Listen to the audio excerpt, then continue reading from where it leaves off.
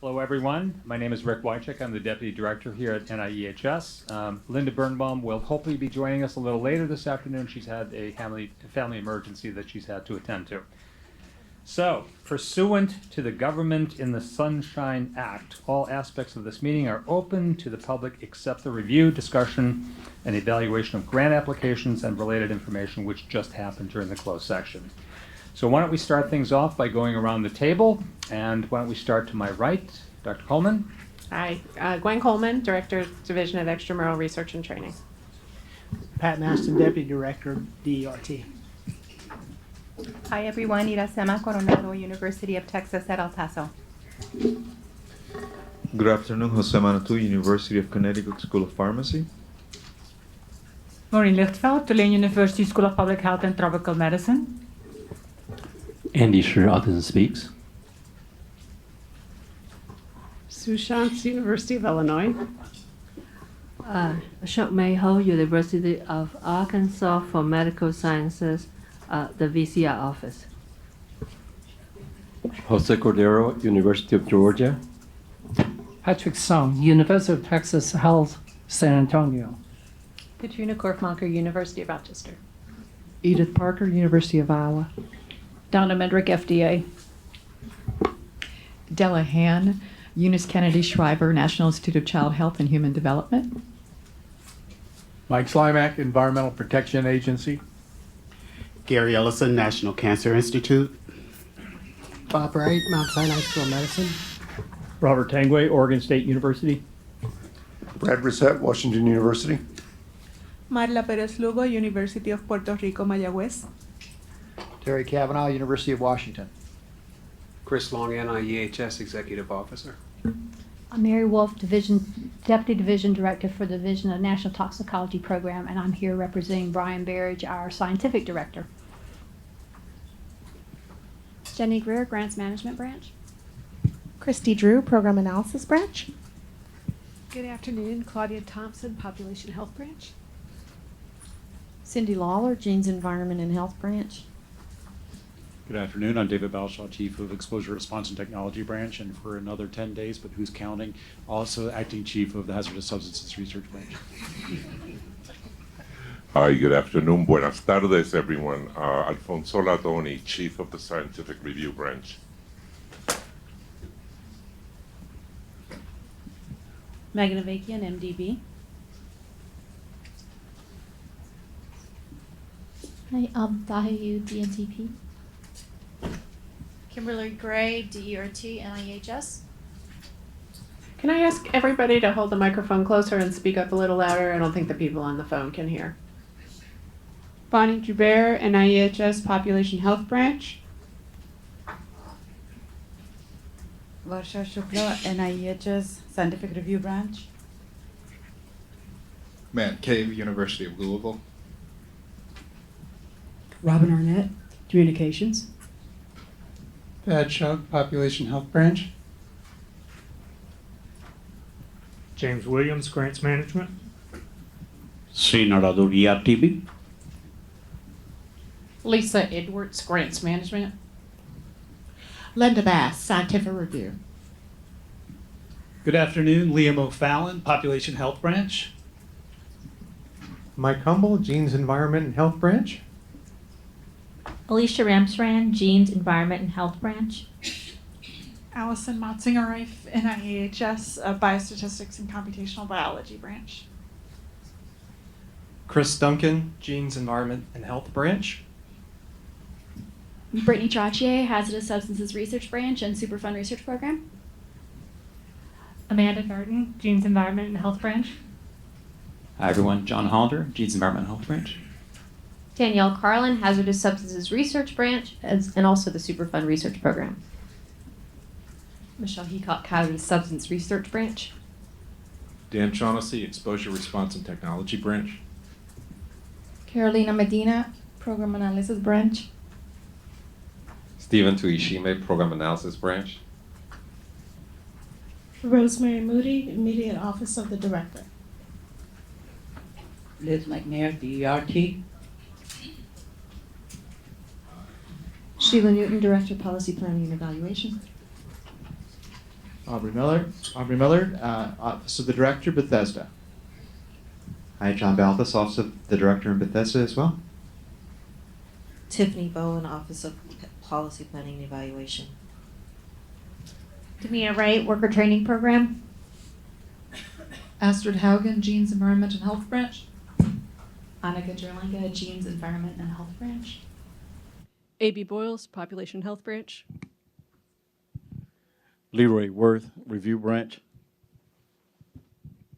Barbara Gittleman, Grants Management Branch. Janice Allen, Review. Heather Henry, Hazardous Substance Research Branch. Yu Xiacui, Exposure Response and Technology Branch. Nicole Popovich, DERT-OD. Laura Thomas, Review.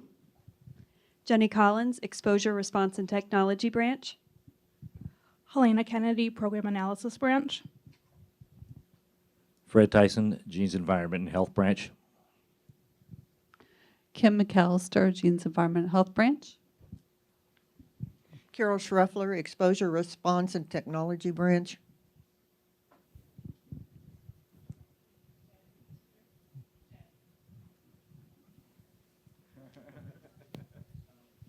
Good afternoon, Jed Bullock, Legislative Liaison in the NAEHS Bethesda office. Okay, Daryl. Daryl Zeldin, Scientific Director. Okay, and on the phone? Lynn Goldman, George Washington University. Did you say Bill was on? Bill Cibola, CDC ATSDR. Okay, anybody else on the phone? Yeah, okay. Whoever's on the phone needs to mute, though. That's strange noise. Okay, let's see. I'll make some announcements. So, Rosemary Moody will assist you with any telephone calls, travel arrangements, and other items as needed. If I do have a list of people for dinner, so if anybody's changed their minds or whatever, just let me know. Some other housekeeping items.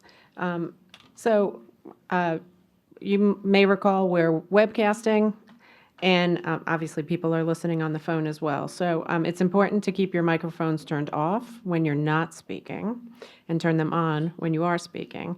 The microphones are very sensitive, and the conversations that you're having with your neighbor will be broadcast over the video, whether you like it or not.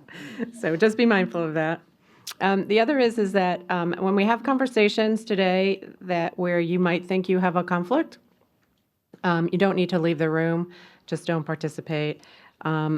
We are going to have a concept clearance discussion after my talk later this afternoon, so I don't think we have anybody in conflict with any of those issues, but in case you think you have some issue that we're not aware of, just be mindful of that. You don't need to leave. Now we're going to do consideration of the February 2019 meeting minutes, and they were available to you in the electronic council book, and hopefully you've looked through them. So before we vote on them, I will ask if anybody has any comments or questions about them. Okay, not hearing any. I will ask for a motion to approve the minutes from February 2019. Thank you. I see a second. And then go ahead and vote electronically. No, Liz says don't vote electronically. So can I have a hand vote? All in favor?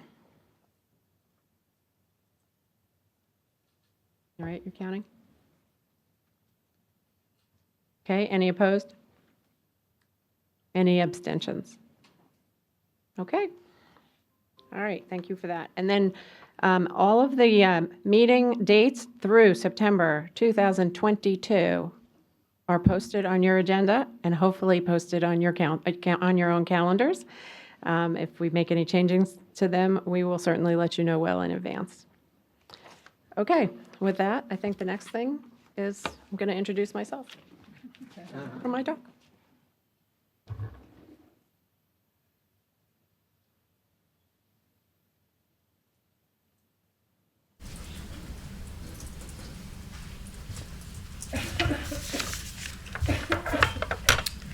All right. Well, it's always a pleasure to be able to share with you some updates and a variety of different items and issues that we faced in the last months. Today we'll be welcoming some new DERT staff and giving you a little background about our new additional staff members. I'm going to do some policy updates related to sharing concepts with council and also a new way to advertise special interests called the NOSI, or Notice of Special Interest. And then I'm going to go through a lot of meetings. We've been super busy since February, lest you think we've just been sitting around. I'll show you, we have a international and many domestic meetings and workshops that we've all been actively participating in. So I look forward to sharing all of that with you. So to begin with, I'd like to introduce Jenny Greer. She is our new Chief of the Grants Management Branch and our Chief Grants Management Officer. So Jenny comes to the NAEHS with 17 years of federal and non-federal grants management experience. Most recently, she was at the National Institute of Allergy and Infectious Diseases. She also worked at the USDA as a grants management specialist. While at NIAID, Jenny managed a very large, complex portfolio of grants and has very vast experience with almost all the mechanisms that we have here at NIH and those that we use here at NIEHS. She has mentored many junior grants management specialists with a real focus on continuous training and career development, and she has coordinated several large funding initiatives for her past institute. We're really delighted to have her here, and we look forward to working with her for many, many years, and to hopefully you'll get the opportunity to meet her and get to know her during your tenure on council. Okay, and then we have a new program administrator, a health scientist administrator in the Genes Environmental Health Branch. Annika Dzalanga has joined us. Most recently, she was a postdoctoral fellow in the division of the National Toxicology Program. She's a trained toxicologist who studied at the University of Arizona. And while she was at NTP, she was a project leader for some work where she compared the different class comparison study of the perfluorinated chemicals, and was a project leader for a long-term health outcome study of in utero and early development exposures to the HIV combination drugs and therapeutics. While in DERT, she will start off with managing a portfolio related to microbiome and gut interactions, but that won't be it for her. There'll be many more things that come her way and many things that she brings to us through her own interests in the field of toxicology. So welcome, Annika. Okay, so I'm going to talk about a couple of different policy issues, and they sort of all intertwine. So there's the title here is Post-Mock Trial Issues, and I'm not sure how much you all know about the mock trial, so I'm just going to give you a little bit of background about that. Because it did spur a lot of self-reflection and some corrective actions in the ways we do business from the extramural side of the house. So the National Institute of Alcohol and Alcoholism sponsored a funding announcement for a trial called the Moderate Alcohol and Cardiovascular Health Trial. And this trial was designed as a multi-center randomized clinical trial to determine the effects of one serving of alcohol, approximately 15 grams daily compared to no alcohol use, on the rate of new cases of cardiovascular disease and the rate of new cases of diabetes among participants who were free of diabetes at baseline. And there had been some literature to suggest that moderate amounts of alcohol could be health protective for cardiovascular endpoints. And so staff at the NIAAA engaged in some negotiations with some industry partners, and also the development of a funding announcement. But unfortunately, the work was not done in the most transparent fashion, and there was concern and oversight about how the funding announcement was developed, and some irregularities related to procuring funding for this study and in the writing and development of the funding opportunities. So when this came to Dr. Collins' attention, he brought this to the advisory committee for the director, and a working group was convened, and there was a big review of all the procedures. And some changes have occurred, which now, of course, affect all of NIH, not just NIAAA. So I think the most important part is that NIH, remains committed to maintaining the public trust in the work that we do and how we put together our funding announcements and how we make grant awards. So the principles that are really critical are transparency, impartiality, and research integrity. And so some of the post-mock trial corrective actions really focus on those areas, and they specifically focus on the NIH engagement with the extramural community while we're in these development phases and while we're in the funding decision phases. So as you know, a very important role program officers play in the development of our scientific initiatives, and we did a sort of a collective review of the roles and responsibilities of our program staff across NIH, and we also spent a lot of time thinking about the funding opportunity development process. So I'll tell you a little bit more about how those things were developed. So as I said, the program officers, are committed. First of all, they are hired to be subject matter experts and to handle a portfolio in their area as well as a broader area within the mission of the Institute. And we really respect their knowledge, and they spend a lot of time gathering information, staying on the cutting edge, either through workshops, going to conferences, reading the literature, and of course engaging with the extramural community. And so the core values for program officers are really framed in 4 different dimension areas, both as scientists, as we value the scientific knowledge that they have, both as administrators, so to help with the process and shepherd these grants through the process, and as communicators. So oftentimes the program staff are in a position to really reflect the strategic plan of an institute, the directions, the future development areas, what they think are important areas for the future. And they're right on the front line talking to applicants every day, whether it be at their desk, on the phone, through email, or at scientific conferences. There's a lot of interchange where the program officers represent the institute and our intentions, both current and future intentions in the areas. And then, of course, we're all stewards of the public money, and we want to make sure that when we are putting out funding announcements, we're really doing that in a careful and comprehensive way to make sure that there's a culture of impartiality and open and fair competition for all of the applicants. So, So these ideas, I think, come from the Office of the Director, but they're shared and they were discussed broadly with all of the different what we call functional committees that represent extramural staff, review, program, extramural directors, lots and lots and lots of engagement around this. And then lots of feedback with the advisory committee for the director.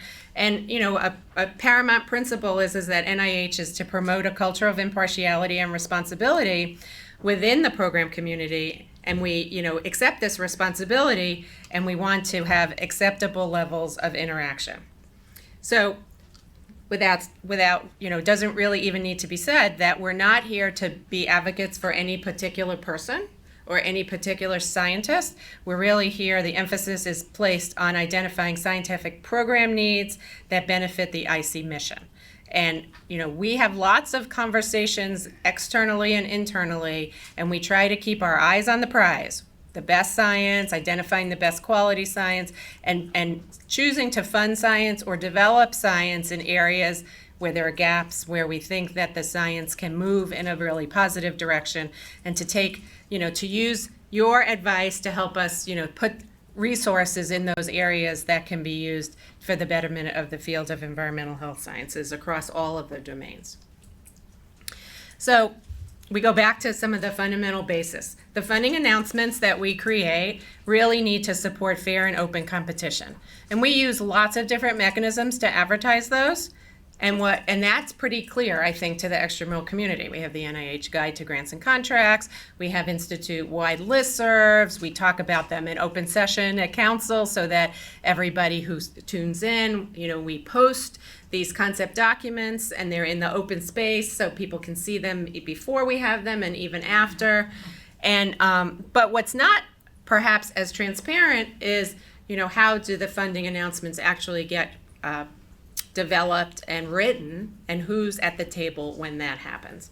So as part of that thinking, I have always tried to bring as much information to the council about how we do business and how we think about things. And so with that regard, the rest, I feel good. We were already sort of at the curve or ahead of the curve on many of these issues, so I don't feel like we need to do a lot of corrective action. But moving with these new plans is just sort of confirmatory to me that we have been taking seriously these issues in the daily business that we do here. So all of the concept clearances for all funding announcements must be done at an open council session or a similar public external advisory session. And as I was saying, I would say 90% of those we were already doing. Sometimes we did determine that if we weren't putting, we were reading the rules in a way that if we weren't putting dollars up front to set aside in a particular funding announcement, we discussed with our director, we discussed with others, we decided whether to join or not. And then, of course, you knew about those applications that came from those funding opportunities because they were part of the parcel of grants that you saw at every single round. But perhaps we didn't, call them out quite so carefully. You probably had to read between the lines and maybe, go down deeper in a summary statement to see if they were associated with a program announcement or that. But now, anytime that an institute extramural program wants to invest in science in any way, intellectually or with a set aside, we are encouraged to bring those things forward to have an open session discussion about them with council. So, and as you know, we do a lot of workshops around here, and I'll talk about many of them that we've done in the last few months. But again, not all the ICs were handling these in a consistent and comprehensive manner, and they weren't always so clear that they were bringing the results of the workshops to the funding announcement development process. So again, we have many times written our funding announcements where we refer to a meeting that we've held, we link to a meeting report, or if there's a publication. So in the funding announcement, you can go read what happened, how the thoughts were developed around that topic to help guide an applicant for what's of interest within the funding announcement. But now this becomes part of the codified as part of the rules of how we will be doing business. So again, to be clear, the policy has come down to say that extramural scientists, including those who have attended a workshop, should not play a direct role in writing FOAs. Again, you might not think we would have to say that so clearly, but unfortunately, we had a situation where maybe some lines were blurred and there might have been engagement in a way that is a little foreign to me, but did happen for a particular institute. So we have had council members have input in funding initiatives and in bigger program development. And we've done that, and I'll be pretty transparent about that. We've done that for our Partnerships for Environmental Public Health program about 10 years ago, where we had a lot of really outstanding expertise on our council and we wanted to get the benefit of their experiences. So we had a variety of conference calls and we talked about things. And then as soon as we moved to funding development, we said, time for you to hang up now. We'll talk to you again soon. And we shut the call down and we internally worked on what the program would look like. And those are the parameters of who's eligible and how much money and what, research bullets should be in that. We have really tried hard to never ask for that input directly and to not take input that we might just receive under other circumstances and turn them into the funding announcements as we develop it.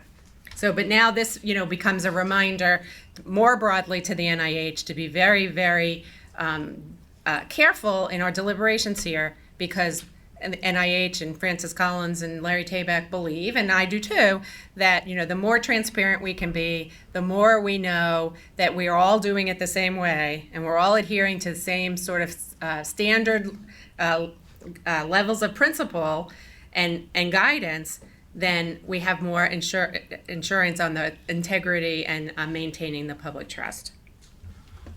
So for workshop transparency, so everybody is very committed to having workshops. We feel like they're super important to bring leaders in the field together and have really good discussions about the state of the science at any time. It helps us, sort of bring together ideas that maybe we're reading about. It's a good way to have direct conversation with the leaders in the field.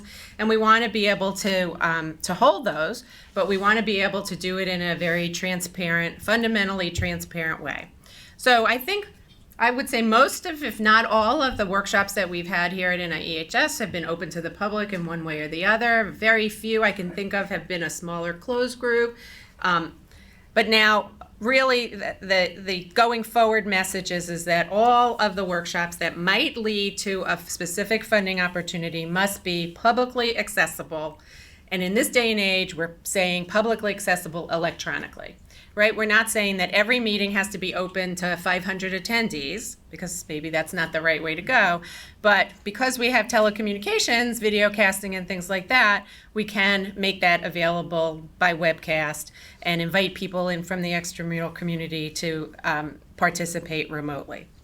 So we could be doing real-time webcasting, and preferably with an interaction, so the people who don't fly to your meeting site could still have a way to add their thoughts to the discussion. The NIH would like us to make the post-meeting video available in a short time frame after the meeting on our website, on the meeting registration site, or on the Institute website in one way. And of course, well in advance of any publication of a funding announcement that might come from the workshop.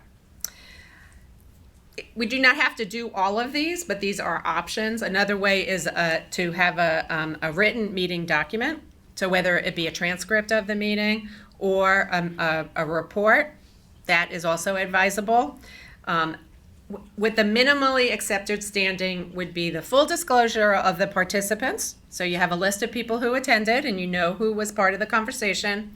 The slide presentations that were given at the meeting, 508 compliant and all of that, in a PDF form so nobody can take the slides and use them for themselves. A meeting summary of some kind, whether it be a very detailed, session by session or a summary. We're not being directed one way or the other. Every workshop, maybe lends itself to one approach versus another. And that the meeting materials ideally would be posted within 6 weeks of the meeting or 30 days prior to publication of the funding announcement.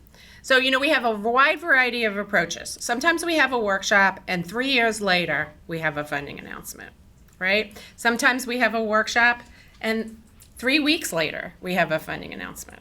So before we have a funding announcement after a workshop, of course we come to the council to have a concept developed, presentation in open space. So you can have these various scenarios happen, and depending on how you're directed to take on an initiative, that might also impact the timing of this. So if you get a congressional mandate and it comes in a bill and it says you have to do a certain study or you have to put out a funding announcement for a certain program, of course we're going to have to maybe pick some of these different options for how to post and how to be transparent and how to get concurrence. But if it's something that we've developed in-house and we're moving it through grassroots and we're looking for input from lots of different audiences and stakeholders, we would have the luxury of putting the funding announcement out in a way that we think is the best for the development of the project and giving the scientific community the most time possible to be able to think about this topic and respond. Okay, so sharing concepts with council, because we have quite a few of them on our meeting agenda for this meeting. So I thought it was also timely to sort of tie all this together. So we will continue to have a full discussion with our advisory council for all funding announcements that NIEHS is the lead IC. So sometimes we are the only IC on a funding announcement, and sometimes we partner with others. Those of you who have been on council for a while know that we bring all of those to you. And in the past, we have brought, in some circumstances, we've also brought, for a full discussion, we've brought those where we are not the lead, but we're more just a partner. But of course, actively involved in the development of the funding announcement. So for open, full discussion, for those that were leads, these would involve RFAs, contracts, or program announcements with a review, or program announcements with a set-aside, which are actually falling out of favor because they are really sort of like RFAs. So for that category, we are still committed to bringing those to your attention. we have a new thing called the Notices of Special Interest, and I'm going to go into detail about that in the next couple of slides. Those don't require full concept clearance, but there might be some situations where we want to identify something as a high priority or special interest area, and we do want to talk to you about how to conceive of this and how to think about it. And we have something on our agenda tomorrow where a new idea percolated from our discussion at the last council meeting, and we're going to have a council discussion about that. So there's always opportunities for council discussion. So for funding announcements that we are not the lead, we have a requirement to notify council. And I think that here the idea is to make sure that you are all aware of these partnerships that we are entering into in a more consistent way before, and not so much on the back end after we've done it and we've already, gotten the applications and they've all been reviewed, and sometimes even we've already made decisions to fund them. So the idea is to tell you up front as we enter these partnerships. And the way we've decided to do that is that I will include those in my presentations at each council meeting. If we have any of these partnerships that we've developed within that time period, I'll have a slide about that. And then, over the course of the year, we'll review all those. And if we miss anything, we'll bring it to your attention, or we'll create a table of some sort and put it in the electronic council book so you can see all those that we have. Last year, at the February meeting, you may remember I had a slide that showed all of the funding announcements that we were engaged in with other IC partners for fiscal year 19. And it was sort of, because we were talking about these issues, it came to my mind that I hadn't not really made that a formal part of our presentations in the past. So, again, we want to share more with you about what we're working on, who we're working with, and then give you opportunities to ask questions about those, as we're developing those. So in some situations, we may decide that there are some issues that we want to get your guidance, or feel that they're, of high visibility, or, directly related to some aspect of the mission of the Institute. And even though we might not be the lead, we would still want to bring it to you to have a full discussion. And if we can do that in the time frame that our IC partners need to keep this thing moving, we can have a full discussion like that. If they need to move forward according to their timeline, we may have a discussion about how we engage in it, but it may be that the train had left the station a little bit too soon, but we're going to inform you and still take your advice, at each step of the way. At the beginning of a funding announcement, when we're developing it, it's good advice, but it's a 9 or 10 month process at a minimum, and so there's lots of opportunity for you to engage and give us your feedback, up to the minute, even when we're at the point where we're getting ready to fund things.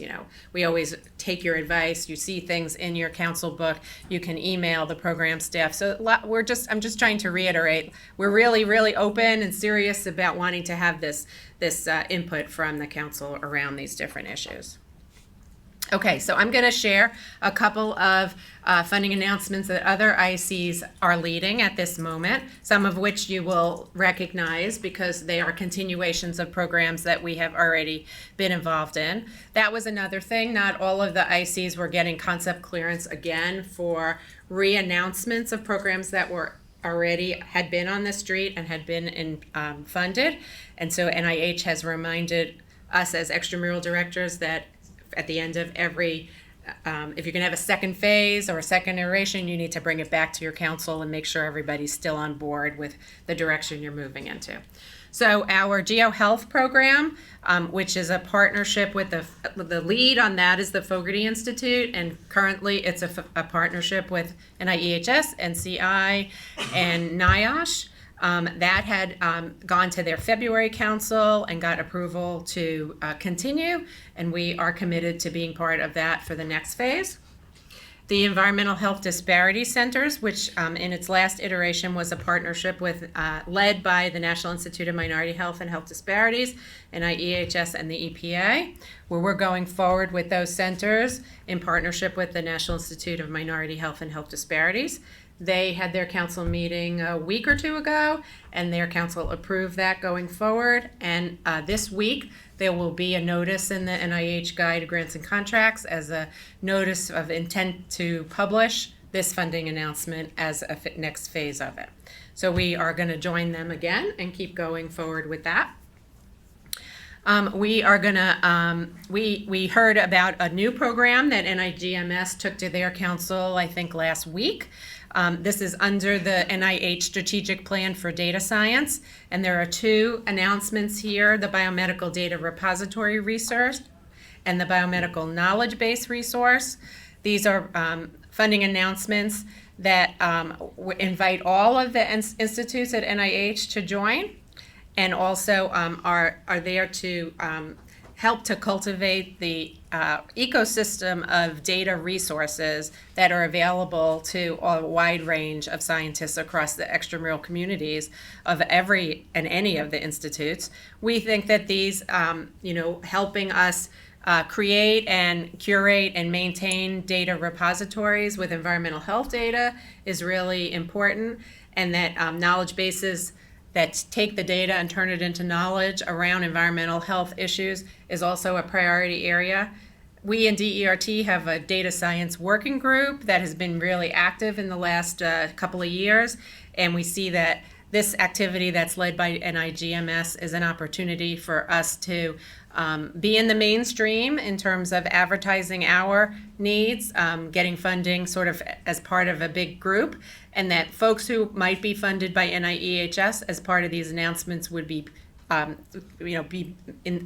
definitely part of the bigger community of data science grantees from NIH, and there could be a win-win for everyone in that situation. So we're interested in continuing with that one. And then the last two on the bottom are, I don't even know what phase these are, because I remember when I was a program administrator back in the 90s, we entered into some partnerships with NICHD around birth defects. And Kim McAllister has been the program official who's been stewarding that for the last 10 years or more. And so these are continuations of two programs at the R01, R21 level and the R03 level for continued work both on animal and experimental models for birth defects and also human studies. And they're pretty much looking at mechanistic pathways and the interface between basic science and clinical applications as it relates to birth defects. Those programs have always had research bullets related to environmental causes of birth defects, and we will remain active partners in all of those announcements and working with the NICHD, and the mechanistic studies one also has the Dental Institute and Craniofacial Institute involved in that one as well. So right now for this 3-month period, these are the ones that we will be joining in, and this is the official notification to council of our intent to do that. Okay, so the notices, as I mentioned, notices of special interest. So we used to have program announcements, and we had a lot of them. Across NIH, we had hundreds of program announcements active at any time. And our colleagues in the Office of Extramural Research did a little evaluation of how many grants were funded from those hundreds of program announcements, and it wasn't as many as you would have liked to see. So, what does that mean? It means that either the community knows that it's not really, it's either not hitting the areas of interest for the community of any of the institutes who were doing them, or because there wasn't a need to set aside money up front. The institutes, had to then reprioritize these within the regular R1 portfolios or other priority areas for the institutes, and at the end of the day, they were not as productive as necessary. They were a ton of work, both for the development of these as well as centrally in the Office of Extramural Research. And so we had a long set of conversations about how we could best advertise to the scientific community what these areas of interest would be, but not have to publish a specific funding announcement for them and then track all of that. So we have a new thing called a NOSI, Notice of Special Interest. And really it's a statement that will go in the guide. It'll be shorter, sweeter, kind of targeting specific areas.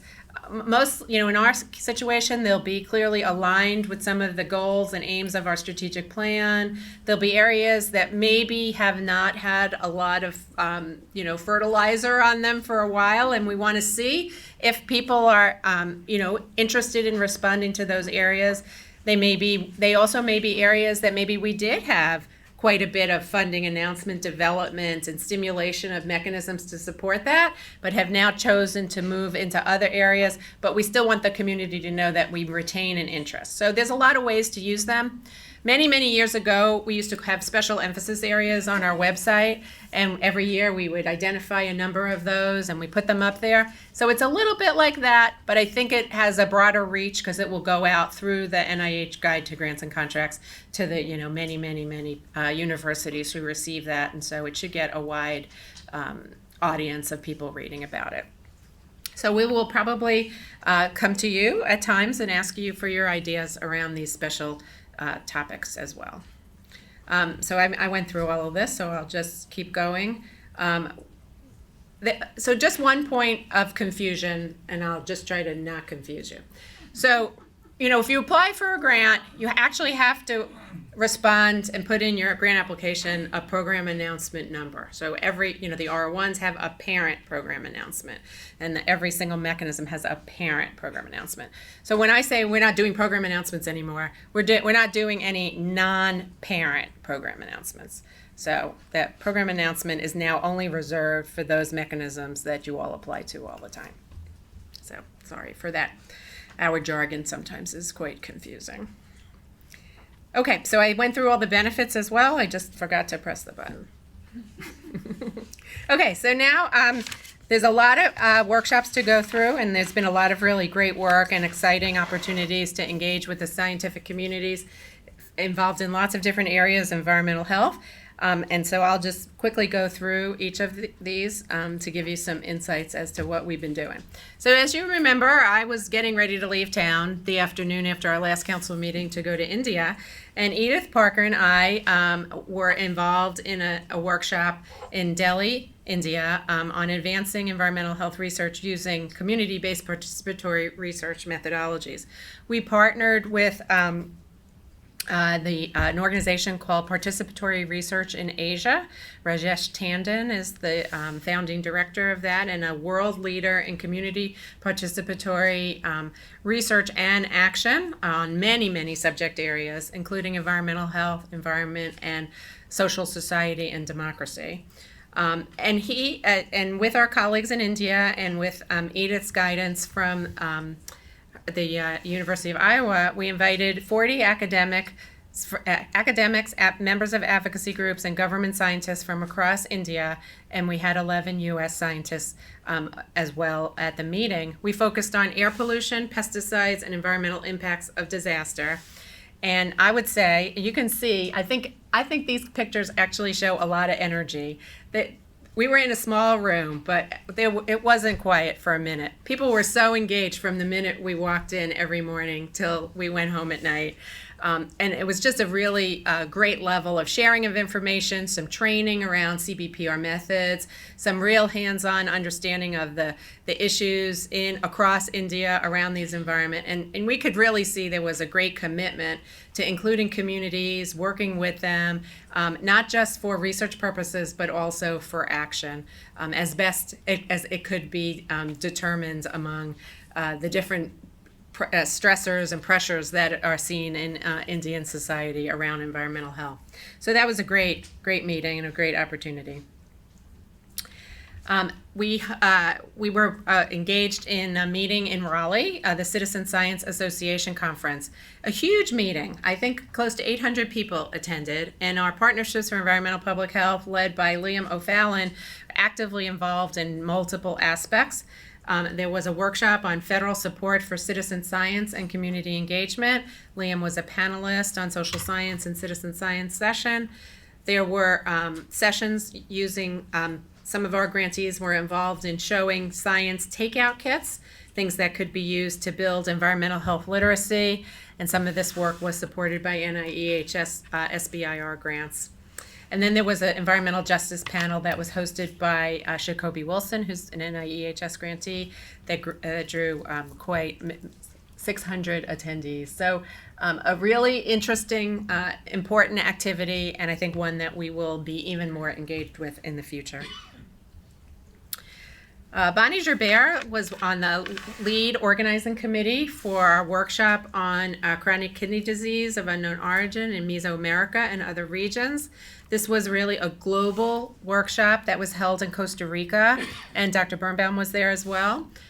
We co-organized this with NIDDK, several of the WHO regional offices, PAHO and CIRO, and also with the Consortium for the Epidemic of Nephropathy in Central America and Mexico. And CENCAM has had several workshops on this topic. This one was different in that we brought in people from other regions. Before it had been mostly focused on Central and South America. So it was broad international participation. There was a lot of good discussion about the research gaps, methods for tackling this problem, thinking about study design issues, and general sort of digging down deep into this amazing public health problem, thinking about ways that we could collect data, what kinds of agricultural conditions across the regions might have similarities or might be impacting on the health of both workers and community residents. This is a huge public health problem in these regions. We held a workshop here on inflammation resolution, and Sri Natador helped organize this. We started thinking about this as a topic that we were thinking about as it related to environmental health sciences and how environmental exposures and agents might impact. We know that many of them are big inflammatory agents, but how the resolution of inflammation might be impacted by these chemicals or other exposures. And Sri went to a conference, an international conference, and found out that many of our sister institutes were also thinking about this exact topic. And so we decided to take our workshop and broaden it to meet the needs of all of the institutes. So moving forward, the Trans-NIH group will be exploring how to promote research in this area. And I think there's an agreement among all of the ICs that there needs to be better molecular understanding of the role of diverse resolution mediators, pathways, and crosstalks. So it was a really interesting workshop as well. Oops. Okay, in April, I had the opportunity to go to Kampala, Uganda, and I was asked to be a keynote speaker at the 3rd International Federation of Environmental Health. And that meeting was held in conjunction with the 16th Annual Makerere University Environmental Health Student Association Conference. And the students were actually the hosts for this international meeting. This is an organization that I didn't know much about when I first got the invitation. But it's an organization that brings together what might be considered societies or trade organizations for environmental health field workers. So people who are really on the front line of public health, doing things like restaurant safety, permitting, water quality work, cleanup in a variety of different ways, risk assessors, all around the world. And so it was really a fascinating opportunity for me to sort of move beyond the research arena to hear from people about the jobs that they do every day and the kinds of situations that they face. A lot of disaster management is also done sort of within this field in each of the countries. And that aligned very well with our DR2 program here. And so I could see there were a lot of different connections. So there were keynote speakers on training, the practice of environmental health, and then I gave a talk on research methodologies, introducing some concepts about exposure science and how different kinds of study designs could be built to inform different issues related to how people are exposed and looking at relevant endpoints. They had, I think, about 400 people at this meeting, and so that was actually quite shocking to see that people were gathered. It was such a big exchange of information. And this bottom picture at the bottom here, this is always fun. They had a cultural event to start the meeting off with drumming and dancing, and so it was very lively. And the conversation really mirrored that all through the meeting. People were very happy to be together to share information. The next meeting in April was the Washington, D.C. Health Communication Conference that was held in Fairfax, Virginia. And this is the first time that the NAEHS had been represented at this meeting. This is a conference that's all about health communication and health literacy. And they wanted to know more about the Institute and what we do and what the field of environmental health communication could bring to the table. Liam participated in a grant writing boot camp with the NIH as a workshop that helped them. Our breast cancer and environment research program communication grantees had the opportunity to present their work. And then there were some preliminary discussions about NAEHS leading a session on environmental health literacy for their next meeting next year. We held a grantee meeting in April here at the Institute. This was bringing together our PRIME grantees, which is our program focusing on statistical methods needed for the study of mixtures in human populations. There were some really good, it was a first-time grantee meeting, so it was a lot of really sharing methodology and progress to date. And then a closed session of the grantees where they really drilled down as to how to work together as a consortium and where there were opportunities for sharing data sets, for sharing code, for sharing methods. They decided to create a GitHub website for sharing resources. They want to develop online training resources, both for junior people within the consortium, but also for the greater environmental health community at large. And they're thinking about organizing some training workshops at some of the professional conferences to make sure that the methodologies that they're developing really move out into the community as quickly as possible. And I believe they're also going to start a PRIME webinar series in the next couple of months. It was a very successful meeting, a lot of good energy there as well. So April was Autism Awareness Month, and as you know, we have a pretty substantial program in autism and the environment that's been going on for quite some time. And folks in our Genes, Environment, and Health branch really took the initiative to put together quite a number of really interesting activities for Autism Awareness Month. We had a keynote speaker, a Keystone Seminar speaker. That's the DERT seminar series that we put on. Rebecca Schmidt from UC Davis came, and she talked about the links between folate intake and autism spectrum disease. While she was here, she did a PEH podcast interview and talked about her research and its impact communities, and I think it's already posted or almost in the later stages, so you can look for that. We held a PEPH webinar with Greg Newshafer and Annie Zhang to discuss understanding and communicating environmental risk factors related to autism with our broader PEPH community. We published several stories about successes that our grantees had in researching. Mark Zilka and Stacy Bilbo were highlighted in a number of venues, our E-Factor and in our Papers of the Month. And then we also held a Reddit Ask Me Anything. So how many of you are Reddit fans and have participated in these AMAs in the past? 1, 2, okay, well, I think it was super fun and super successful, so you might want to do this in the future. So basically, we brought a number of people, and Sheena Scruggs from our communications office really led here, and Cindy Lawler, Astrid Hagen, and Amanda Gartner were helping to answer all these questions and come in. So you go online on Reddit for a specific amount of time, and you get questions in, and then you're scrambling to answer them and to communicate back in real time with the people who are listening. So they got about 30 questions in a couple of hours, and on the answers to those questions that were posted, there were 224 comments, and then more questions were asked. So, one question moves to the next. They measured over 47,000 people were watching online while this was all happening.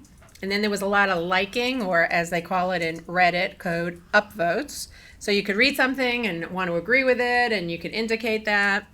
And then there's a new metric out there for the social media called impressions.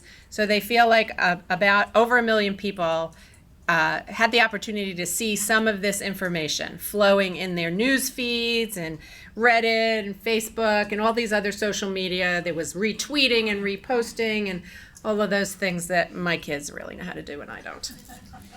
But I would tell you, I walked into the room while this was happening, and it was like high elation. I mean, people, the guys that were working on this were like so into it and really excited. And it just, it feels like you are really reaching the people who want this information and providing the service through a very new and exciting way to communicate. So I was really excited to see us take that on and to see what a great success it was. And it was great to take advantage of Rebecca's time and her being interested in participating while she was here for her Keystone seminar. In addition, in May, the International Society for Autism Research met in Montreal, and each year, NAEHS, with the support of Autism Speaks, puts together a consortium meeting for the Environmental Epidemiology of Autism Risk Network, or EARN. And this year they had a guest speaker speak about machine learning and risk factor epidemiology. And there was presentations and a panel and discussed a variety of machine learning algorithms that might help us predict different things related to autism and autism risk. We are always able to give out some travel awards for early career investigators, and this year we gave out 12. And the main takeaway was that as the big data sets accrue, improvements in the machine learning will become more useful for addressing these major challenges in environmental epidemiology, and specifically focusing on autism. I think this started as a small group of a few interested scientists, and now I believe there were over 60 or 80 people attending the EARN network meeting, and each year more and more people who attend the INFAR meeting want to join. So I think this has been a great success to keep the community engaged. It's not enough. We did even more. So in May, we went to the American Thoracic Society International Meeting. We had a booth there. We had many of our scientists attend. But we also, each year, we have the opportunity to chair a session at ATS. And Sri Natador put this session together on exposomics and responsomics in environmental pulmonary health. Unfortunately, Sri couldn't make it to the meeting, so I went and gave the talk about the NIEHS's work in exposomics. About 60 people attended, and there were lots of good Q&A there, and that was really great. And at the ATS meeting, there was also a side meeting that the ATS put on about respiratory impacts of wildfire smoke, future challenges and policy opportunities. And that was with EPA, the clinical community who were quite interested, fire science professionals from the Forest Service, and the Department of Interior. Great discussion about health outcomes, research needs, communication techniques, and public health practice. I learned a lot about how smoke management is a huge part of wildfires and the prescribed burning cycles. I mean, lots of things that I just, as a consumer of information in the news, I didn't have an appreciation for. We have funded about 5 different grants over the years in wildfires in our time-sensitive program. But I got a different appreciation by being able to attend the meeting, that this is, in the places where these fires occur, there's a lot to it, and there's a lot we don't know, and so it might be an area of further development in the future. Oops. Yeah, the worker training program held a workshop in May in Pittsburgh, and the theme here was workplace stress and addiction. So this has been a real interesting topic that the worker training program has taken on. There's been a lot of focus on opioid addiction, and the NIH has invested some monies at the direction of Congress in opioid research. But this is, I think, a topic area that has been left out of the NIH conversation. The fact that workers exposed on the job to stresses and, repeated injuries are consumers of a lot of opiate-type medications, by prescription often, but there's a cycle here of addiction and having to work and pain management, and it's a real big occupational health issue. And so the worker training program with their partners, the steelworkers, I believe, put on this workshop, and I think there were many interesting presentations and small group discussions about how to tackle this problem and how our worker training program can be in the forefront here. And so very exciting opportunity for us to continue to work on. There was an a symposium in Brescia, Italy, that David Balsha attended. Some of our council members were there as well. Co-hosted by Mount Sinai Institute for Expo Research. And it looks like there was good science in a beautiful setting. And the last meeting it was one I went to last week, and this was in partnership with NHLBI, NAEHS, EPA, and CDC. And it was a meeting to discuss what kinds of interventions might be relevant to reduce personal exposures to particulate matter and other air pollutants in trying to prevent either acute or even chronic cardiopulmonary events. And so here was the meeting of the worlds, the air pollution scientists, the clinical trialists in the cardiology world of, drug interventions and clinical trials, coming together to really talk about what would be needed, what's needed in the science, what's needed in terms of study design, how to focus on developing a strategy of intervention, and then putting it in a framework of really a high-scale, high-rigor clinical trial. And I think it was a great conversation. Bonnie and I were there, listening to all of these really diverse opinions. And I think at the end of the day, probably more questions were raised than were answered. But it really set the stage and showed us that, this translational trajectory that we're talking about and the strategic plan goal in theme 2, which is about translation that focuses on intervention and prevention, can be realized when we bring the right people together in the room to talk about the methodologies needed to really test the things that the methods and the approaches that we believe, we've been working on developing them, and we've been working in a framework of identifying risk factors.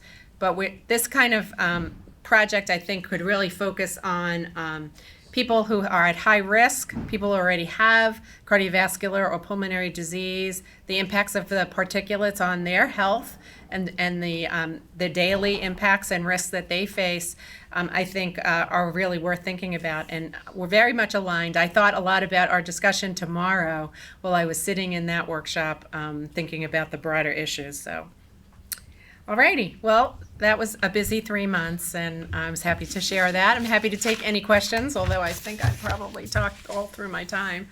But if there's anything anybody wants to ask about or comment on, we can take a few more minutes. Okay. All right, we'll move on to the next.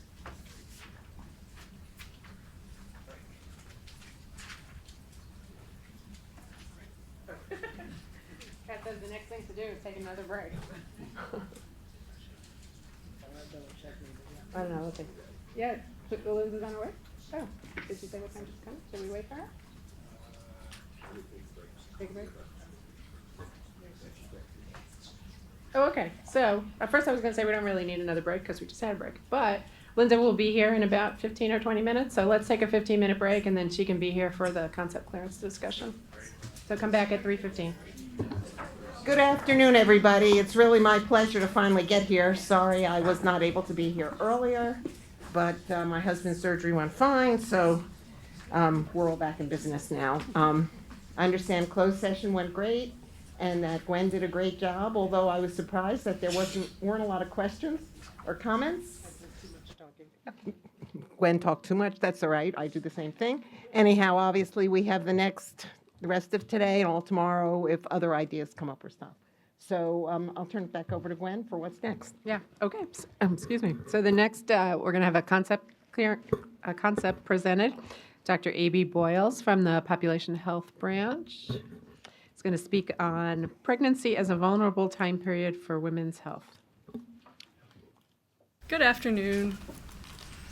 So I'm here today to present a concept looking at pregnancy as a vulnerable window, not for the offspring, but for the mom and her later in life health effects. So the aim of this effort would be to accelerate research on projects studying the effects of environmental exposures on maternal physiology and metabolic function during and shortly after pregnancy, but then also potential long-term health effects in the mother. So potential impacts would be improved understanding of environmental exposures and how they impact women, during and after pregnancy, and potentially identify modifiable factors where we could target for preventing disease. So this effort would be in support of the NAEHS Strategic Plan Theme 1, Goal 2 of advancing environmental health sciences, individual susceptibility across the lifespan, where we would have improved understanding of the underlying mechanisms, differences in health status and how that might affect vulnerability, sex differences. Here we're talking about women, but there are differential effects on women's health based on the gender of the child, whether she has a male offspring or a female offspring, and the potentially gene-environment interactions considered as well. There is also a brand new trans NIH strategic plan for women's health. And in this, one of the objectives specifically calls out improved understanding of different reproductive stages, including this maternal window. So to be very clear about what we're talking about with this window and with this RFA, these are the different windows between set points. So pregnancy from conception to birth. Postpartum window usually goes up until about 1 year after birth, traditionally is considered. And here we also want to go beyond that 1 year. Subsequent pregnancies will occur in this window, menopause, and just general aging as well, and how those windows will be, health during those windows could be affected by exposures during pregnancy.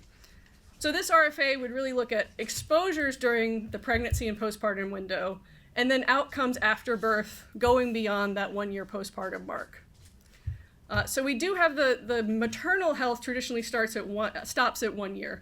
And there is a maternal health RCDC coding, and this is the NIH categorization system for diseases. And so there is a maternal health code that we can use to identify grants that are already in this window.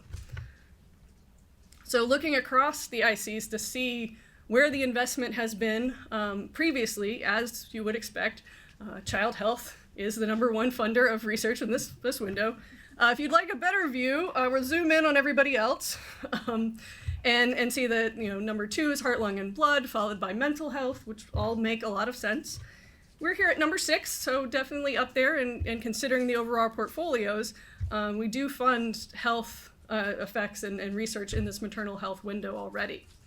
But we also wanted to think about there are other resources and other investments that have been made outside of environmental health, and potentially this RFA could be appealing to resources, be it an animal model or an existing population cohort that's been funded by another IC, that this could now promote bringing environmental health into those existing resources.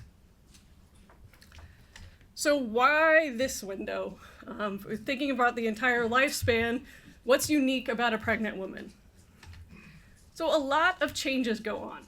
Pretty much every organ system is impacted by pregnancy. Specifically, plasma volume increases, cardiac output. You have to develop blood cells and blood systems to an entirely separate organism. This increases metabolic rate, greater oxygen consumption, hormone production, and levels change rapidly and go up and down throughout the pregnancy. Glucose metabolism is specifically shunted to provide resources to the fetus, and this really creates a state of progressive insulin resistance within the woman. And even the musculoskeletal system is affected, increased bone turnover, changes in laxity of joints. And so we've studied a lot about what these changes going on, but we don't know a whole lot about what happens afterward. Does everything just go completely back to normal? And the woman here is just like she was before. No, but we don't understand is how these processes resolve, how exposures during this window can linger and might have lasting health effects through the rest of a woman's life. And this is really where we want to focus and accelerate the research. We do have evidence that there is a role for environmental exposures in some of these outcomes during pregnancy, like preeclampsia and eclampsia, gestational hypertension, but also compromised immune system, obesity, endometriosis, breast and uterine cancer, evidence for roles of environmental toxicants in these outcomes. And there are also very large maternal health disparities in mortality and morbidity.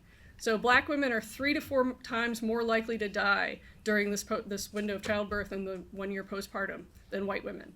And disproportionately are affected by things like preeclampsia, So morbidities that put you at risk for later in life health effects, cardiovascular effects, and even once the accounts are made for socioeconomic status, prenatal care, these disparities are still markedly there, and we don't understand why. This article in the New York Times Magazine really sort of came to the conclusion that it has everything to do with the lived experience of Black women in America. And looking at that through an environmental health lens, we tend to think, the environment could be playing a role here. We don't know, but we do know that Black women are disproportionately affected by chemical and non-chemical stressors, and the environment, the burden of the environment weighs more heavily. And so we would hope to consider that within this context as well. So just to give you a taste of things that we have supported in the past, so these are NAEHS supported funding examples of research that we've supported in this maternal health window. So in some studies of pregnant mice, there were metabolic and immune effects. And this first graph on the top is looking at a low and a high level of BPA exposure in mice. And showed that glucose intolerance was present in both the low and the high levels of BPA in these mice. And then a study looking at these T immunosuppressive cells, that's the CD4 Treg cells. The control is on the left in the bottom, and then both BPA and TBBPA, which is a flame retardant, reduce the levels of these immunosuppressive cells. And this was in the pregnant mice. And this could point to some of these maternal fetal immune tolerance issues that could lead to outcomes like miscarriage, preeclampsia, or gestational diabetes. Some other studies in pregnant mice of bromine exposure showed reduced survival of the pregnant animals and when they were exposed to inhaled bromine. And then there were also pathological changes. So in the graph on the right side are the pregnant animals, and you will see that bromine exposure lowered the cardiac output, and that was rescued by administration of tadalafil, which is actually Cialis. And so it could be rescued, but there were no changes seen on the left side of the graph in the non-pregnant animals. Some of the epidemiology studies have looked at effects on glucose metabolism from some different environmental exposures. So in the Ag Health study, which was a study of pesticide applicators and their spouses, maternal pesticide exposure was linked with self-reported gestational diabetes. And then in the figure, you can see the blood arsenic levels and how they are related to blood glucose levels. And so there was impaired glucose tolerance during pregnancy in these women. In the C8 Health Project panel, which was looking at exposures to PFASs in the Ohio and West Virginia following the spill, the panel was charged with evaluating the literature in these and the people living there with 6 water districts. And they found that there was a probable link between exposure to PFOA and pregnancy-induced hypertension. Interestingly, they were also considering outcomes in the babies and did not find a probable link to outcomes such as birth defects, miscarriage, stillbirth, or preterm birth. So this is an effect on the moms, but not on the children for those outcomes. And there's also a birth cohort from the 1960s where they had early postpartum serum delivery samples in the moms. And they were able to look back and do a nested case control study within this population looking at breast cancer before the age of 50 in the moms who had their babies there in the 60s. And what they found was the net PCB exposure at the time of birth was associated with a 3-fold increase in risk of breast cancer later in life. And thinking about this, there are over 30 other NIHS-supported studies of birth cohorts that could have samples and be able to do this type of work of looking at the moms later or looking at those outcomes and thinking about those exposures that happened during gestation. Just to give you a taste of some other exposures where there's been links to exposures during pregnancy and maternal outcomes, DES was a drug that was given to women while they were pregnant in order to reduce the chance of miscarriage. And many of us know the story of the DES daughters who had a very rare form of cancer that from their exposure while they were in gestation. But the mothers themselves were also affected. And so they had higher risks of cancers, And then there's also been other studies of DES in mice showing obesity and also epigenetic changes. I mentioned some of the results of BPA. BPA has also been linked to breast tumor regression, PCOS, and obesity. PFOA has also been linked to preeclampsia, and TBPA, which I also linked to hemorrhaging. So preeclampsia and hemorrhaging both being outcomes more specifically to the pregnancy window, but some of these were later in life effects as well. So we were interested in knowing, okay, what are we currently funding? What is on the horizon that we maybe don't have results yet? And so using that maternal health RCDC code and some of our other coding, we managed to identify some studies that are currently being funded. So these are the ones looking at animal models. You'll see the bottom two are ones that I presented some of the results from already, looking at the bromine, and then the final one is some follow-up work of those Tregs and TBPA. This is an R01 we just awarded. It's not just mice. There's one looking at a guinea pig model, and they're trying to develop a rabbit model. And the top one there is the Breast Cancer in the Environment Research Program, one of the UO1s, that is looking at pregnancy as a vulnerable window. So those are looking at various windows of susceptibility. And the Terry and Martin grant at Columbia, this is the mouse work. And then it's also looking at mother-daughter pairs and their PAH exposure during pregnancy and later changes on breast tissue. So these are all the human studies we identified. They are looking at outcomes in both the moms and the children, but the focus of many of them is more on the outcomes in the children or outcomes in the mom right during pregnancy. So gestational diabetes, pregnancy-related hypertension, some of those outcomes. I also want to bring to your attention the one in the middle is one of our time-sensitive awards. So my colleague Martha Barnes is going to be talking to you about the time-sensitive program, so I just wanted you aware this is one of them that we funded for exposures, changes in microbiome before and after Hurricane Harvey. So the scope for this RFA would really be to try to spur both animal and human epidemiological research, not necessarily in the same grant, but to use those to look at this exposure window shortly before pregnancy through postpartum, and then outcomes. Some things would probably be looked at during pregnancy, but really having a focus here on the postpartum outcomes and longer-term health effects. Potential areas for investigation would be how does the environment influence these changes in maternal physiology during pregnancy and that resolution period after birth? Are there modifiable factors that might limit the impacts of these exposures? Identify susceptible populations, potentially for future targeted interventions to reduce exposures, and then those long-term health effects for women after pregnancy. What we would like is a one-time RFA. We're thinking 6 to 8 R01s and a even balance between human population and mechanistic projects. Not within the same grant, separate grant applications. CAP this to encourage people to utilize existing resources, take those samples they already have, or do follow-up with the women and get some of those later outcomes. And so this would add up to be about a $4 million per year for up to 5 years at that level. Review conducted here, and if things go very well, I could be back here in a year to present the program plan. So I want to acknowledge other members of the Population Health Branch. Kim Gray has had a lot of input on this, and Thad Shug is my co-lead on this as the animal mechanistic expert to my epidemiology. So we've really been working on this together. And we've also identified partners at other ICs. These are potential partners that we will reach out to as we develop the RFA. And so there's interest at Office of Research on Women's Health, National Institute on Minority Health and Health Disparities, and Child Health as well.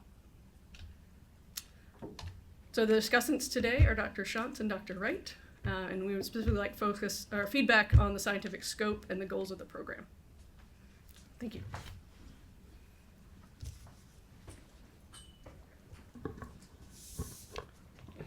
Thank you, Amy. I really like this proposal a lot. And it really made me start thinking about how much our focus has been on the children and how little our focus has been on the mothers. So a couple things I really like about it is that it includes both mechanistic laboratory animal work and population health work. I really like that you you called out the health disparities. I'm wondering if the RFA will specifically encourage grants that address the health disparities. I think that would be great. I guess my only concern is I feel like a lot of cohorts that already exist have been ignoring the moms since birth and maybe don't have very much data on the moms. So it probably would require, as you said, to recontact moms and collect data. They might have prenatal health outcomes and prenatal exposures, but not much on the moms postnatal. That's not to say I'm criticizing this. I think it's an excellent goal, and that it's a good thing to do and focus on. I agree. I love this idea. I think it not only is an important question, but I think because it will leverage existing cohort infrastructure from all these birth cohorts, it's very cost effective at the same time. And there's probably a lot of biological samples that could be that are already collected that could be used for some interesting assays. I go back and forth about whether or not the animal mechanistic and the population should be linked. I don't have a strong viewpoint either way, but I could see how if they were linked, one could inform the other, and that might be a better approach. But I'm not against keeping them separate either. But again, this is an important question and a great idea, and I fully support the concept. Okay, any other comments? Yeah, Maureen. I love this idea. You would expect that, right? A few questions and then suggestions. In one of your slides, you had that window going from pre-pregnancy all the way to beyond. And then when you talked about outcomes, you talked about that year, basically pre and postpartum. And so can you clarify that? So in terms of the outcomes of what we have existing Correct. research, Yeah. there hasn't been much focus beyond. Right, but is the idea that the RFA would go Yes, beyond, all the way beyond postpartum? Beyond as it would be appropriate for the outcome.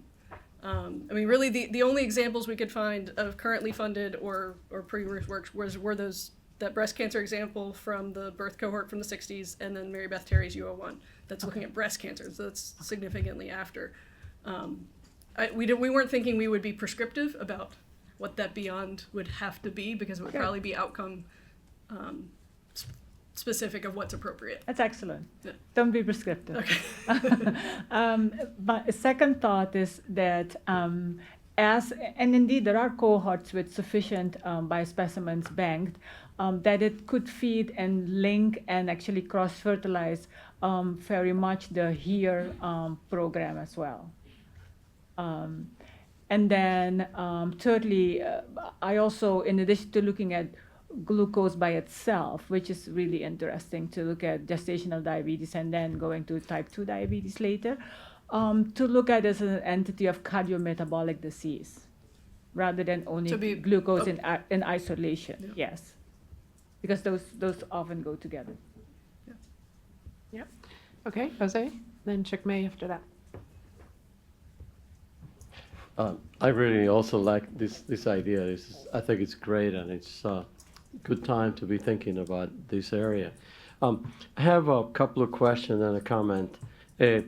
One is, what is the period that you would consider prior to pregnancy? Because exposures and the experience in our cohorts is that when these exposures are occurring good time before. So that's one question. The other part is, in looking at maternal mortality in, preterm birth, especially in Georgia, that it's on the rise. One of the things that actually is becoming quite evident is that something like 25% of mothers are actually having a second pregnancy that is occurring in an interval of less than 18 months or 24 months. And in that group, the risk of preterm birth is about close to 30%, compared to something like 10% in the population. So the concept of considering a short interpregnancy interval may be important because may also inform quite a bit in terms of what's different after the pregnancy, and so less prepared in terms of metabolically, in terms of exposures. So that would be another thing to consider. So Yeah, we had how not far really to thought more go about that before the short pregnancy begins. interval and how it would, in terms of how much pre. Yes. Again, I think it would probably depend on what exposures you're looking at and how persistent they are, and then 3 months is kind of typical for some, like a lot of fertility Right. studies and that sort of thing. But I think if you're looking at a persistent chemical, and you had earlier, that might be interesting. And like I said, the short pregnancy interval. Right. And having to go through those physiological changes back and forth before, that would be very interesting if someone had the ability to do that. Right. I think that for many exposures aren't just not a single time, but especially if we're talking about exposures in, say, whether it's water, whether it's air, or other, tend to be more continuous. And so that's why it would be important to sort of calibrate what that exposure, what that time is before pregnancy. Thank you. I just have a short question to ask is that will this RFA cover like maternal mortality, because this is a really rising problem in the U.S. Every country is maternal mortality is decreasing, except in the U.S. is doubling the last 2 decades. So I think this is a really important question, and it may or may not just be related to health disparity in people who are already in the United States. And it probably also is really important for certain states that have a lot of bearing a strong burden of having immigrant women. So I think this is something that in the write-up, perhaps you might want to like consider that group. Yeah, that's something we thought about because that is so much stressed in the new strategic plan, and given the data a concern. From an environmental side, we weren't sure of the strength of the role, and that mortality would capture so many different causes within it. Would it get too muddy, and would anybody have sufficient sample size to really be able to look at mortality and environmental exposures? I don't think we would explicitly state you couldn't look at mortality. But we were uncertain about who would be equipped to look at some of those things for mortality. Shikmay, just in addition, the Office of Research on Women's Health has really prioritized the topic of maternal mortality this year, and they are, working on a variety of different initiatives. We will, of course, want to be part of that as well. That would be great, Yeah. because I think this is a national problem it's not going to go away. Sure, and, of course. And this immigrant population is actually really important. So, Patrick, but I want Della, I think, wants to say something about maternal mortality, right? So Della first, then Patrick. So thank you. Thank you too for the overview of this. This is exciting. From Child Health's perspective, I think I can say we welcome having partners in this area. It's a huge area to try to understand the populations, and having your tour de force essentially to look at exposures is really important. With regard to the maternal mortality, absolutely. We too have been working with Women's Health, but also trying to advance that platform. We recently held actually 2 meetings in the last month and a half on this topic, both of which are archived if you want to look at them in more detail. But looking at a number of factors, and we're going to be having a subsequent workshop too, looking at morbidity. Probably that'll happen around February or so. But it's a huge topic, particularly the mortality piece that you just mentioned. We don't understand it very well. The conference that we just had was looking more at societal kinds of factors. So the race ethnicity issues that were brought up here, as well as policy issues were discussed there, et cetera, with some rather interesting findings with regard to differences across states. as well as countries with regard to all of that. So we really welcome this addition, if you will, to looking at exposures to help us to understand it. We too are in the process of doing strategic planning, and this issue of understanding pregnancy and the impact of pregnancy on the future of the woman's health as well as child health is incredibly important for us as well. So it's great to see. Thanks. All right, Patrick? Thank you for a very succinct and very impactful presentation. I love this concept. The only thing that surprises me is that we didn't know more. It just sounds like we are really in its infancy in terms of studying, how bearing a child would affect one's health, immediately and also later on in life. You mentioned, I think you did mention, the preliminary study showing that the gender of the child may have an influence. I mean, that's incredibly fascinating. I think you also mentioned there's a mouse model looking at bromium exposure, and the protective effect of, if I heard you correctly, can be afforded by treatment with Cialis, suggesting that there could be a deficit in anal signaling, and so on. So, I mean, the thing is, there's so many things going on. The amount of, proposed amount of money set aside is modest. So I think prioritization is incredibly important to get the best bang out of it. Okay, so the population study being the most important at this point, mortality being mentioned, or should we be focusing on the physiology of pregnancy and so on? Should we be looking at the signaling pathways that involve in which organ? And so I think that, setting priorities is really incredibly important. This could be a really impactful program. Thank you. Thanks. So when you say priority, do you think we should focus the scope now to set those priorities, or? No, it's your purview. I'm just saying it's important. Okay, because we did talk about should we focus on cardiometabolic, or should we only do the if you there was no decide that- low-hanging fruit because we didn't. It's not like we looked at the literature and said, "Oh, this is really where the need is," because we don't know so much. Right. And that also influenced a little bit of this. Should we have paired translational projects? And the limitation of that is, you really sort of need one to inform the other, and to propose both at the same time when so little is known is a challenge. Right. So 6 to 8 projects, $4 million, if that's what it's going to be, is modest still. So I think it's really important to make it as impactful as possible. I'm not an expert in this. I just find it incredibly fascinating. Okay, thanks. Linda, go ahead. I think one thing that's really important is that not only is child health interested, but minority health interested and women's health interested. So there is certainly a possibility as we go forward to fully develop this RFA, that more money will come about because there'll be additional sponsors who can put money into the pot. We certainly agree with you that we wish we had more money to put into this topic. Irasema? I'm interested in the inclusion of teen moms. The state of Texas has a lot of teen moms, and many of them have 2 or 3 children while they're teenagers, and so I think it's a population you might want to take into account. And likewise, I have a faculty colleague who's in her mid-40s and is having her first baby. And she's like, this is not what I thought it would be.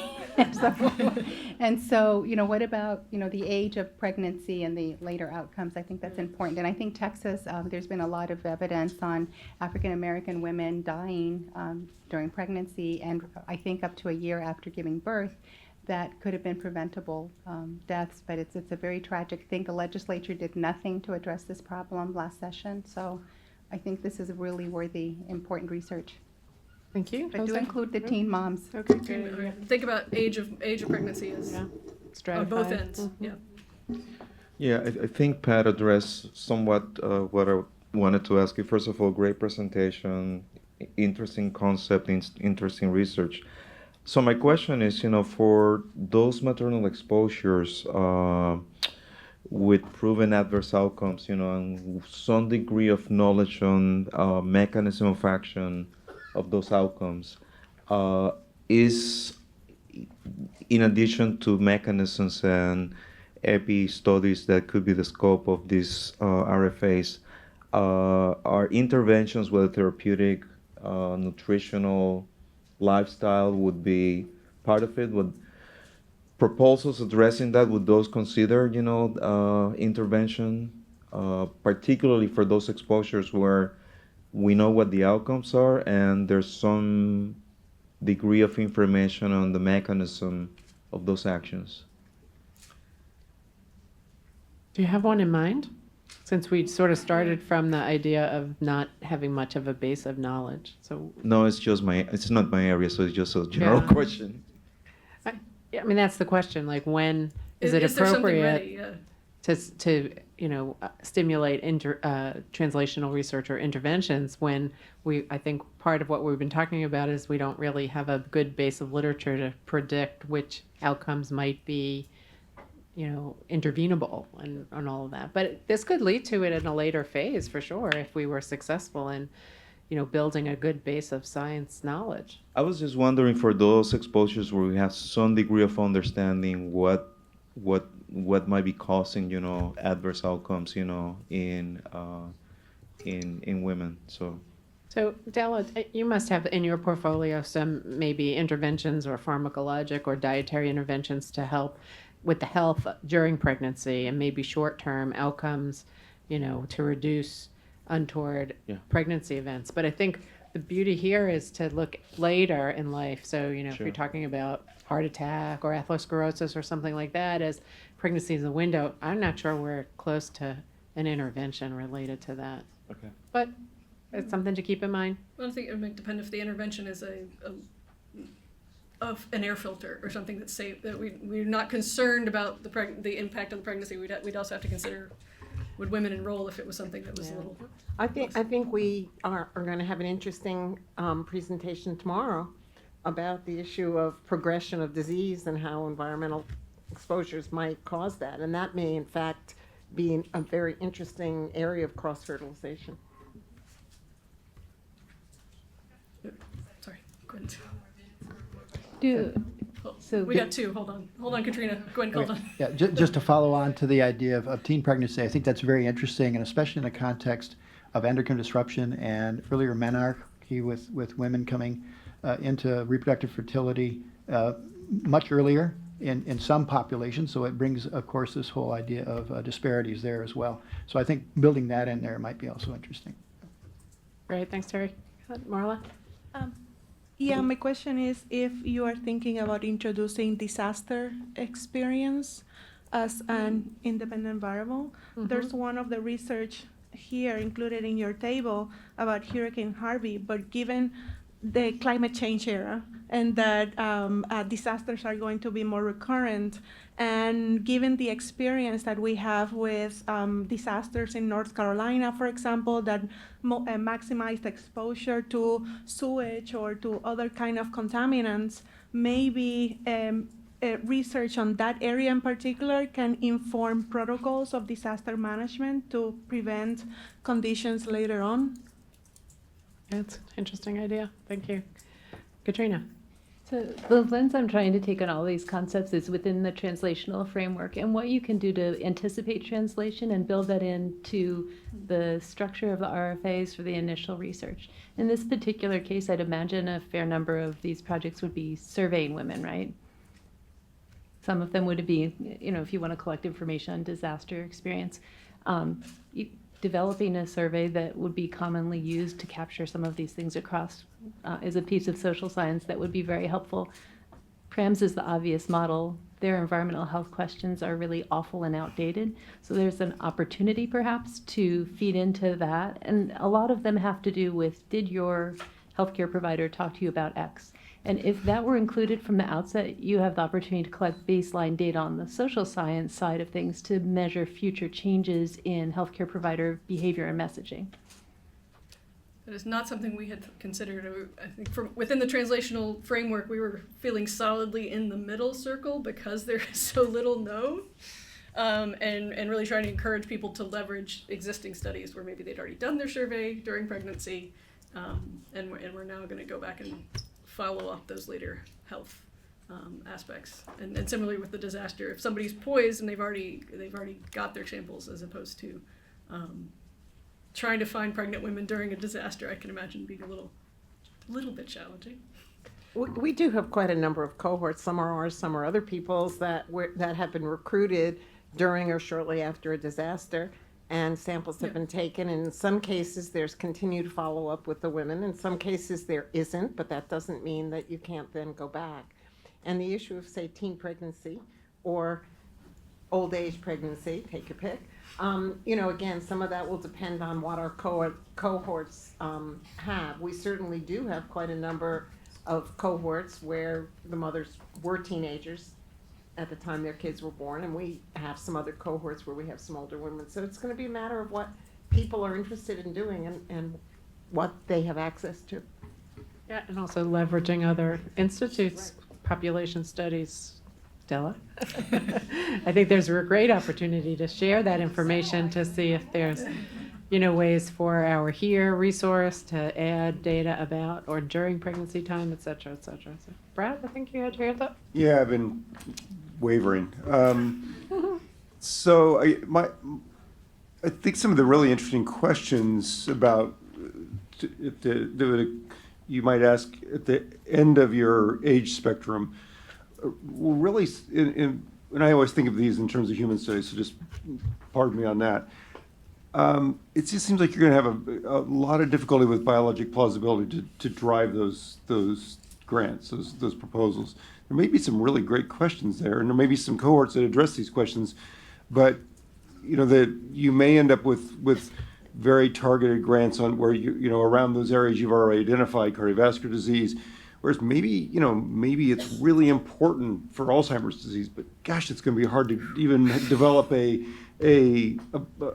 framework for that application. So it seems like you may be very restricted to certain health outcomes in a window that's probably narrower than you outlined. And it's just a general comment. Well, that was a concern that we had talked about of will people propose the outcomes of convenience of what they've already asked moms about. I think that's a risk we run. If someone could make a good case and had some plausibility, then it would be interesting. Maybe in the humans, if there's not an ability to do it, but maybe, that some neurological decline is something you could do in a model too. To then point to, okay, now maybe it's worth it to try to do it in the humans. So are you sort of speaking to the need for pilot data to be created? I think that's that's where I was trying to figure out what I was asking. But it may be that some really interesting there may be some really interesting ideas there, but they may not be quite ready for the R01 level kind of funding you're outlining. So maybe you need to build into this something that allows people to kind of take some risks. Yeah, baby steps too before you get to the R1. Gary? Nice presentation, Abby. Thank you. I find that that Black women are 3 to 4 times more likely to die from pregnancy-related causes than white women, to be remarkable. And I read the New York Times Magazine article, and it seems that the woman featured in the article had complications due to stress from a bad relationship, perhaps, or also because the physicians were ignoring her symptoms, and perhaps because of some conscious or unconscious bias.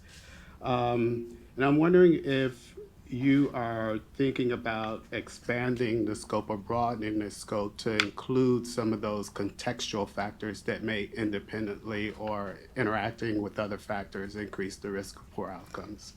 Yeah, I mean, through our environmental health lens, we were thinking that environment could be something that the New York Times article did not touch on as another potential factor. I believe that came up a lot at the NICHD workshop was the issues with healthcare delivery and pain management being ignored, warning symptoms being ignored. It felt a little outside our mission, but particularly if we think of working with our partners and including the interests of our partners in this, if this moves forward with some of those partners, that could expand our lens beyond environmental health and the things we think of as within our mission. Yeah, and what I'm thinking about when I talk about contextual factors, perhaps features of the neighborhood that may place one more at risk through stress or perhaps proximity to environmental exposures that may increase the risk. Yeah. Roadways, age of housing. Yeah. Yep. Yeah, I think this was a great discussion. Lots of really good ideas, and we've been taking notes, so we'll be talking about them as we develop this further. So I need a motion to, oh, Edith, did you want to say one more thing? I wanted to say with Gary's, because I think there might really be an interaction effect that's going on, and so it'd be really important to catch those social stressors. And Yep, agreed. Okay, so back to the motion to approve the concept. Okay, got some seconds here. All right, so Liz, do we vote electronically or hands? Hands, okay, so all in favor? Can you count?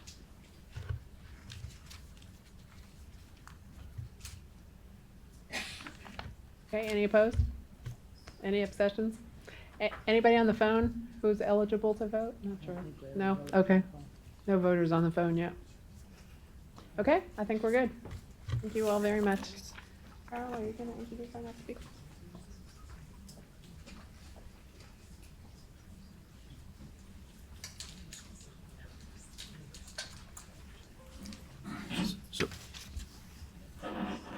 So good afternoon.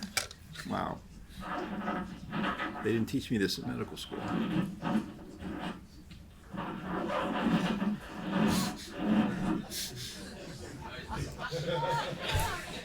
Maybe if there was like a whiteboard here, I could like scratch. So pleasure to introduce Dr. Allison Matzinger-Reef. So Allison is a new arrival to NAEHS. She's a senior investigator and our new chief of the Biostatistics and Computational Biology branch. So she received her MS degree in Applied Statistics and a PhD degree in Human Genetics from Vanderbilt University, one of the places I attended. She's been a faculty member at NC State in Raleigh from 2007 to 2018 before we recruited her. And there she built an outstanding research program that addresses some important challenges in the big data space, and actually was one of the few professors there who received a mid-year, a mid-career endowment. She had an endowed professorship. The primary goal of her research is the development of new computational methods to detect genetic risk factors of complex trait in human populations, so it fits nicely with our portfolio in the intramural program. As environmental health increasingly accepts a complex model for phenotypic development that involves many different genetic and environmental factors, her methods development is focused on strategies that incorporate this complexity. The methods that she develops include things like artificial intelligence and genetic algorithms, machine learning tools like neural networks. Her methods and corresponding software tools are designed to detect both gene-gene and gene by environment interactions. She's published over 180 peer-reviewed papers in high-quality journals in a broad range of biomedical areas that reflect the truly interdisciplinary nature of her research. And so her title today, Cell Line Models of Cytotoxic Responses, Integration of Statistical Methods Development, and Genetic Association Mapping. So thank you, Daryl. Thank you guys for the opportunity to speak. I'm an interdisciplinary scientist that comes at problems both from a biological perspective. Often when I introduce myself, I warn people that I started as a biologist. So I started as a wet lab biologist. I've killed monkeys, I've killed rats, the things you do to get street cred as a biologist. But I quickly learned, maybe because I killed monkeys and rats, that what I enjoyed was making sense of the data, not necessarily collecting it. And so I've switched to a dry lab model kind of perspective. What I'm going to talk about today is a view from 10,000 feet, a pretty broad overview of a project that's been sort of at the core of my research program for the last decade, and was sort of the topic of my R01s while I was at NC State, and hopefully you'll be able to see the tie-in to the mission here at NIEHS, which I'm very excited to be a part of, as well as sort of a philosophy of leading with biological questions and following with the statistical methods development that really supports those questions. So like I said, I do a lot in pharmacogenomics, sort of large-scale omics projects, and genome-wide association studies are one of the tools in those toolkits that I've worked with for a very long time. like I said, I've worked on a lot of diseases, a lot of complex traits. The biggest sort of theme throughout my career has been pharmacogenomic, drug response, that sort of dose response kind of modeling. And hopefully we all sort of understand that understanding the variability in individual response is ultimately the goal of pharmacogenomics or toxicogenomics. And we do that mapping, right? You say you're doing gene mapping because we're lost, right? We think the genome may be important in this, but we need to narrow down which sections of the genome, hopefully down to the gene level, are actually responsible for that variability. And we do it for a couple of broad goals with many sub-goals underlying these big questions. And to me, we're doing mapping for a couple of big reasons. We want to find efficient predictors of response. It may be biomarker sorts of discovery. It is a nice ultimate translational kind of goal of this sort of mapping. But we're also interested, and more often what we find from the mapping exercises themselves, is we're trying to understand the mechanisms of differential response, right? We may not be able to predict differential outcomes, but if we can start understanding the biology that underlies that differential sort of response, we can make progress in those ultimate goals. And there are a lot of things, as like I said, I've done a lot in other diseases, but mostly in pharmacogenomics, and there are a lot of issues that I complain about in doing pharmacogenomics versus other complex traits. Some of them being study design limitations, right? So I can't go directly in often clinical trials, at least not phase 1 or phase 2, and do any high-powered genome-wide kind of mapping in that study design, right? If I'm a phase 2, there may be only 120 people in the world that have been exposed to that drug. I can't increase my N to sort of increase power. So we look to other sorts of models. Another big limitation that I think isn't thought about enough sometimes in these dose response kind of mapping exercises, whether it's drugs or chemicals, is we typically have a lack of availability of family-based designs, which means we are asking we haven't yet asked the questions before we pursue genetic sort of mapping exercises of, is this trait heritable? Even if we assume a trait is genetic, and lots of traits are genetic but not heritable, we can't expect any success in mapping. So let's think about what I mean in that sort of subtle differentiation between a trait being genetic and it being heritable. Traits are genetic when ultimately DNA is responsible for some measure of that trait, some outcome in sort of the physiology of that organism. Things like number of legs on a human, ultimately that's a genetic trait, right? But a number of legs in a human, though it's entirely genetic, is not heritable.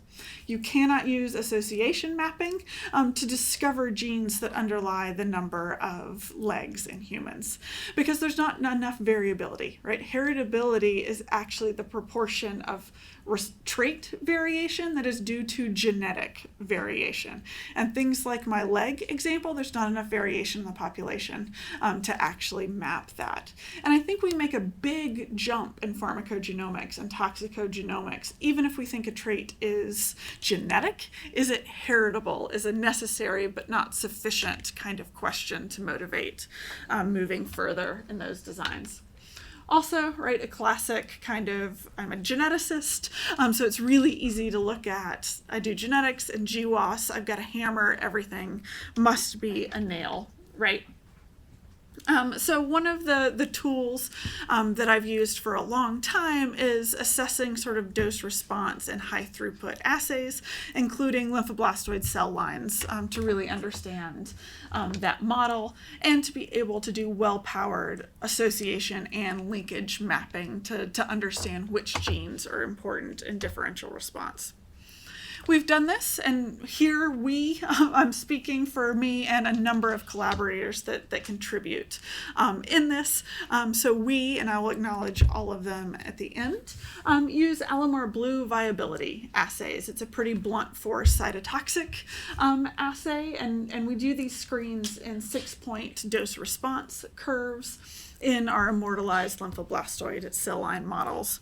And we get example sort of dose response curves here. What have we done with this model? We've been using it over the years to, like I said, perform association or linkage mapping for anti-cancer drugs. We've done it for the cytotoxics, and as the project has progressed, we're just repeating the history of drug development. So we've done it for cytotoxics, we've done it for tyrosine kinase inhibitors, moving on to monoclonal antibodies, and hopefully the project will get to PD-1K inhibitors soon. And we start with sort of quick checks on, are these even heritable traits to perform? And so we do that because with cell lines, we can get family-based studies. We can ask that question of, is there enough heritability to justify us moving forward with sort of these high throughput mapping exercises? So we've done, like I said, the Ceph pedigree lines are constantly used in our screens. And then we've done a number of mapping exercises in a Caucasian cohort for the Children's Hospital of Oakland Research Institute, and are now trying to ask more globally interesting questions in the 1,000 genomes LCL models. We've also done toxicogenomic applications. And while I'm leading with sort of the biology of this, as a statistician, there are lots of really fun, really nerdy methods development challenges along the way. I'm going to highlight what some of those are, and I would love questions afterwards, either in while I'm up here or one-on-one to talk about those nerdy methods challenges. I'll walk through and briefly mention the extensions we've had to do to make this sort of work possible. And so when I talk about variability and sort of dose response in these cell lines, what magnitude am I looking at? Here I'm giving you an example. So these are actually Ceph pedigree cell lines. So these are from an extended pedigree of about 14 individuals. And these are the ID numbers. And what you're seeing here is sort of our both technical and biological replicates. So we do this with repeated sort of study design on the plates as they go in, and we repeat those plates. So you're seeing here sort of the repetition on plates and then the error bars for the variability around that. And you can see there is broad and wide variability in response to these drugs. Here we've got a much more sensitive cell line, right? At lower doses, we really get a lot of response cytotoxicity. And here's one that's much more resistant. So while this is a slightly cherry-picked example that's nice and pretty, we really do see this broad range of variability in the cell lines.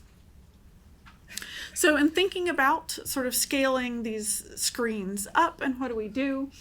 We've evaluated a number of different methods to sort of maximize the power to do association studies, and have done that in sort of the rigorous experiments you do in methods development. So that involves simulation sorts of experiments, methods, comparisons, and generally we've taken a framework that extends a Mancova model, a multivariate analysis of covariance, where we can actually test for associations with the entire dose response curve instead of introducing sort of more variation or model fit errors by taking a summary statistic, something like an EC or IC 50 or 10. We lose a lot of information in modeling that first. So we take a true multivariate approach. We also work a lot in methods to do curve fitting in general without sort of making minimal assumptions in sort of those parametric models, and coming up with approaches that aren't sensitive to initial model parameterization. And we do that using evolutionary algorithms. So Daryl talked about using genetic algorithms, different approaches. We work on approaches in software to do these dose response curves using machine learning. So I want to talk about a couple of successes that are increasingly old news, but hopefully show you sort of the approach we take in doing mapping and following up. And then I'm going to follow up with what we're currently working on. So sort of hopefully these successes will show you our approach and what you can get out of these sort of studies. And then I'll give you the ongoing sorts of work we're doing right now. So like I said, we started in a Caucasian cohort, this Chori Children's Hospital of Oakland cohort. We had used Ceph cell lines first to demonstrate that our sort of responses to these drugs were actually heritable, and then sort of moved on to unrelated samples so that we had increased power for actually fine mapping with a GWAS. We've also done a lot of work on clustering it. So even before we do the GWAS, can we recapitulate information on drug class or mechanism of action just from similarities in the dose response profile? And like I said, I know some of this gets increasingly small, but you can see sort of here we've got cluster dendrograms and it labeled by drug classes, and that's just looking at the dose response curves, and we can recapitulate what's known about some of the pharmacology there. And then we did complete GWAS for 45 different drugs. This table you see here is some of those summary results. So if you're familiar at all with GWAS, sort of a 10 to the negative 8 kind of cutoff is the magic p-value for statistical significance, with a 10 to the negative 6 being sort of suggestive. So I've got a quick table of our suggestive and significant hits within that first screen. And even if it's small, there's one of those measures that really sticks out. So we've got a lot of suggestive hits there, and the 6s, maybe the 10 to the negative 7. And we've got one that's significant at 10 to the negative 16. So one real standout in those results. And when I show you the Manhattan plot, hopefully everybody maybe is a little familiar with this, but if not, I'll briefly show you how to read this. Sort of on the x-axis are my chromosomes, and we've got millions of SNPs that cover variants across the genome. And on my y-axis, I'm looking at the negative log 10 p-value of the test there. So the higher your building, the higher the skyscraper, the sort of more significant your result. And this is our Manhattan plot for that association that was 10 to the negative 16. And if anyone is familiar with GWAS, this almost looks like a made up.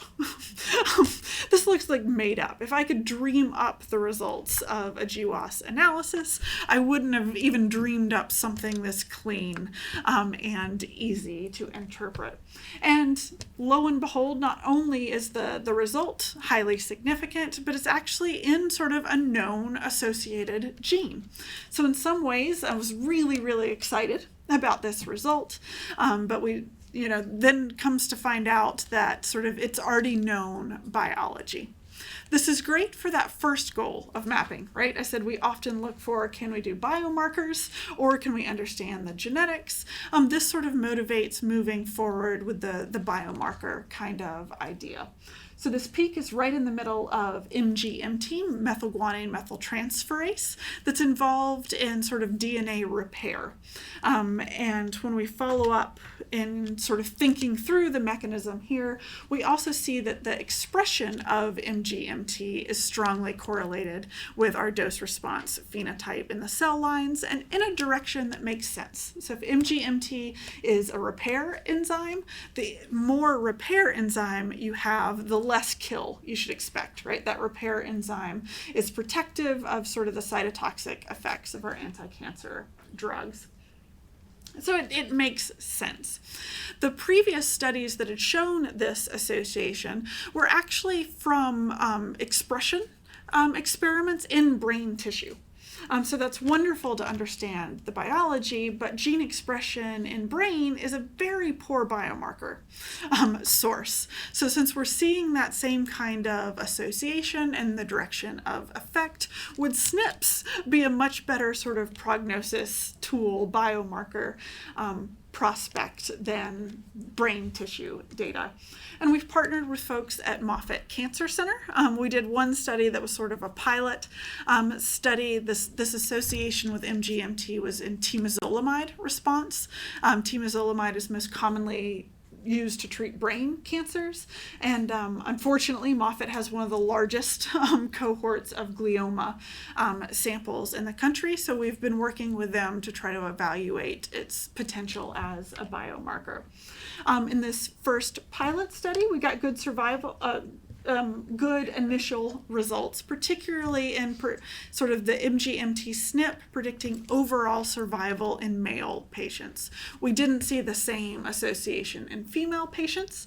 We're currently following that up, and sort of the initial analysis is looking very, very promising in a larger clinical trial with about 800 participants instead of 400, and we're seeing that same trend, that it seems to be predictive in male subjects and maybe not in female. There's all sorts of work to pick out sort of the underlying biology there, but excited about the potential that sort of we may be able to use this for biomarker discovery. I'm going to give you one other success story that's come out of this from that second goal, right? We're a long way away from biomarker discovery, but can we learn something new about the genetic etiology of dose response? And so I'm going to give you a story in some of the newer drugs and our monoclonal antibody kinds of experiments. So the first two monoclonal antibodies that we put on this platform were rituximab and ofatumumab. And we started with our usual sort of, let's start with family-based studies, see what we can find, and move forward there. So we used family-based data to show that it is heritable. And did linkage mapping. Again, if you're familiar with linkage mapping, this sort of curve here shows you our peak with LOD scores on the y-axis. And what I want you to take away is that for both rituximab and ofatumumab, we found very, very similar peaks on chromosome 12, and wanted to follow up using a sort of gene expression analysis. So linkage peaks don't get you down to the gene level. They're going to give you broad regions with dozens or even hundreds of genes within there. So we followed up with QTL analysis and looking for associations between gene expression of the genes in these regions with our dose response trait. And after correction for multiple comparisons, only one gene came up as significant.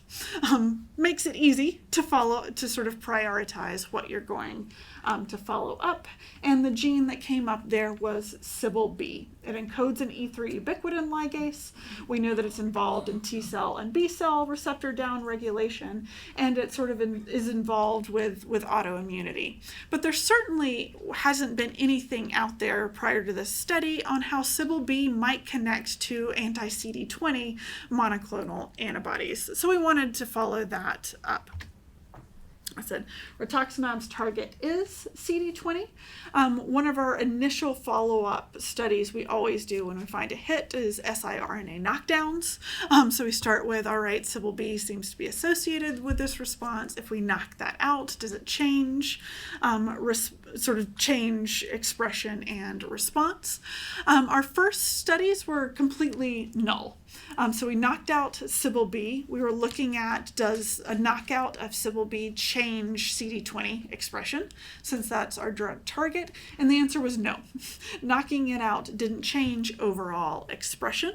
We then moved forward to see if it changed localization of that enzyme, and those results were positive. So overall, the expression of CD20 doesn't change as you knock out CBL-B, but if you do sort of GFP staining exercises to see where that CD20 actually is, you see that in the wild type, CD20 is very diffusely present in sort of those membranes, and if you knock out CBL-B, it becomes almost tight globules. There's a non-technical term for you, so that CD20 isn't easily accessible to the drug on the cell surface. We've used these same modeling approaches to do toxicogenomics sort of assays as well, and have partnered with large number of people, including people here at NAEHS before I came to sort of apply these methods to chemical exposure. And we started with sort of the ToxCast usual suspects of those 179 in sort of large scale data.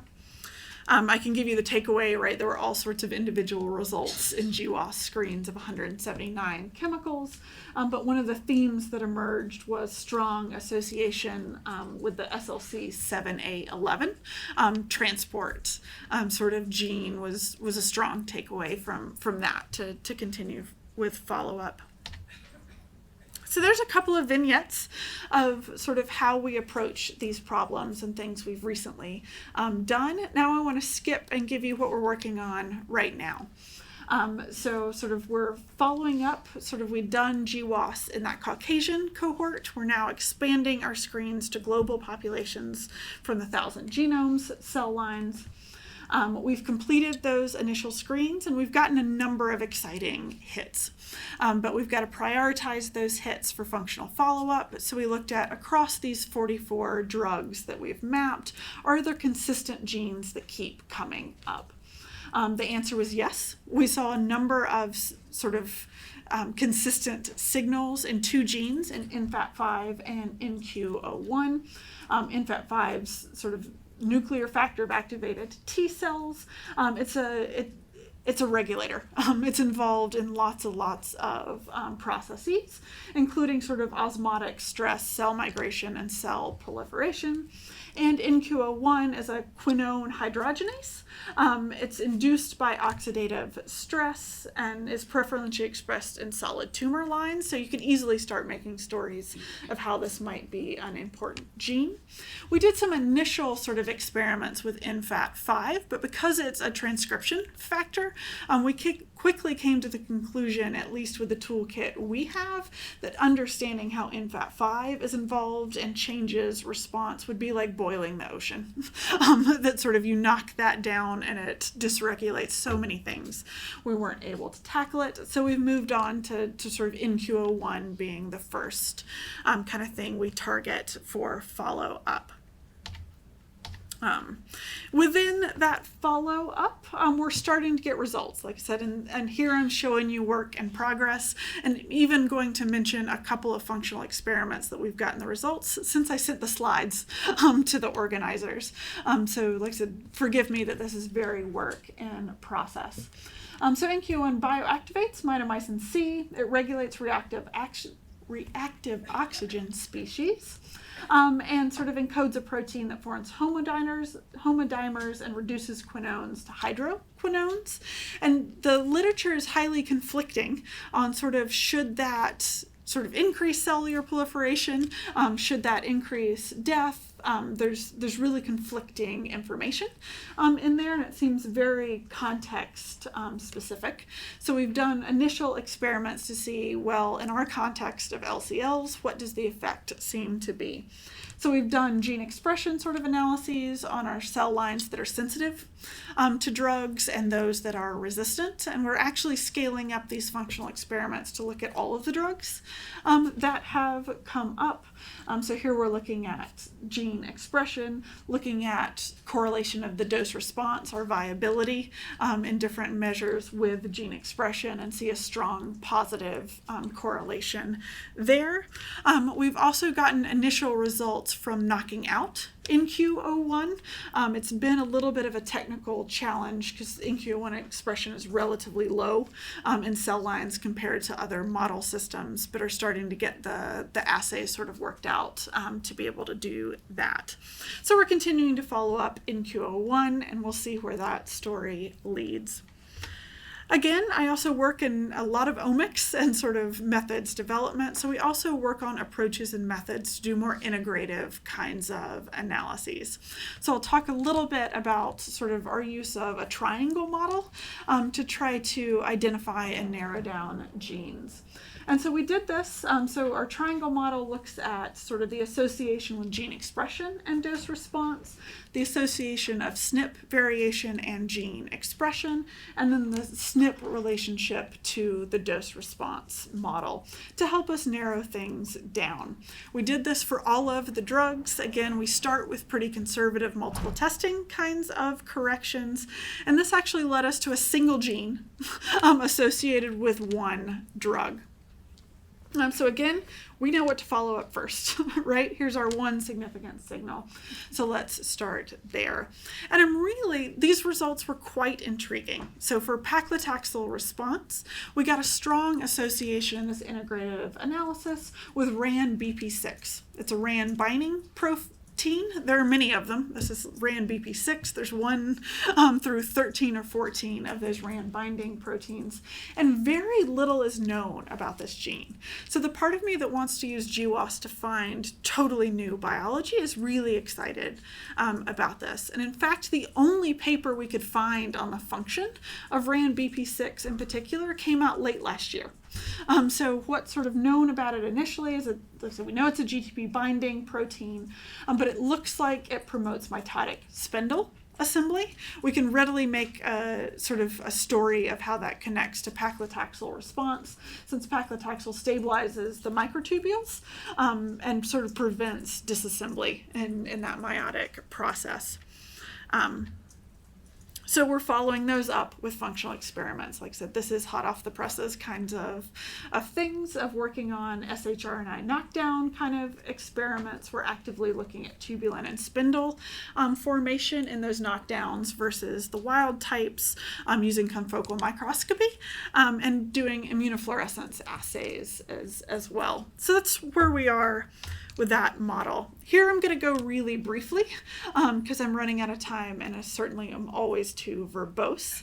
But the other area that we're trying to push is expanding this to look at drug combinations as well. We've had success in looking at single dose response, but of course chemotherapies are given as cocktails as we think about toxicogenomics. Applications, sort of exposures certainly happen in mixtures. So can we actually understand the genetics of sort of cocktail therapy response? And we've done that for some initial drug combinations. We picked our drug combinations based on sort of use in clinical practice and or direct evidence in clinical trials that these combinations actually improved outcomes. And we've done our usual thing. We're going to see, can we measure sort of do we see differential response in the LCLs? We do. I'm showing you here sort of box plots of that response, specifically looking at synergy itself, not just differential viability, but we can quantify the non-additive component of that and actually show that synergy itself, so not the overall response, but entirely that sort of non-additive component is actually heritable. And we're going to go down that same path of, if it's heritable, can we think about mapping it? Here I'm showing you the heritabilities of the synergistic component. We get sort of a 15% to a 30% heritability, which to me is remarkable because this is just the non-additive component. The sort of main effects have their own heritability, but the non-additive component seems to be promising. We've only done our sort of family-based linkage experiments, and we're seeing there, this is an example in paclitaxel and epirubicin combined. We're seeing initial results that sort of, not only do we find some significant findings, but it looks like as you look at peaks here that sort of the peaks that are associated are different for the monotherapies versus the combination therapies, which we think is provocative. So here's some example peaks there. I'm also now going to go back to new methods challenges out of this. And as we move to combinations, there's all sorts of stuff to be done in quantifying synergy and figuring out how to map that. So we've been looking at sort of extensions to the Cho-Tolele method is by far the most commonly used method to quantify synergy itself, but there's been no way to actually ascribe significance to the results. So you can say this is more or less synergistic, but you can't add a p-value to that. So I had a very clever student that his dissertation has been doing robust statistical inference on that, which is a bunch of fun math problems there to work out sort of distributional assumptions there.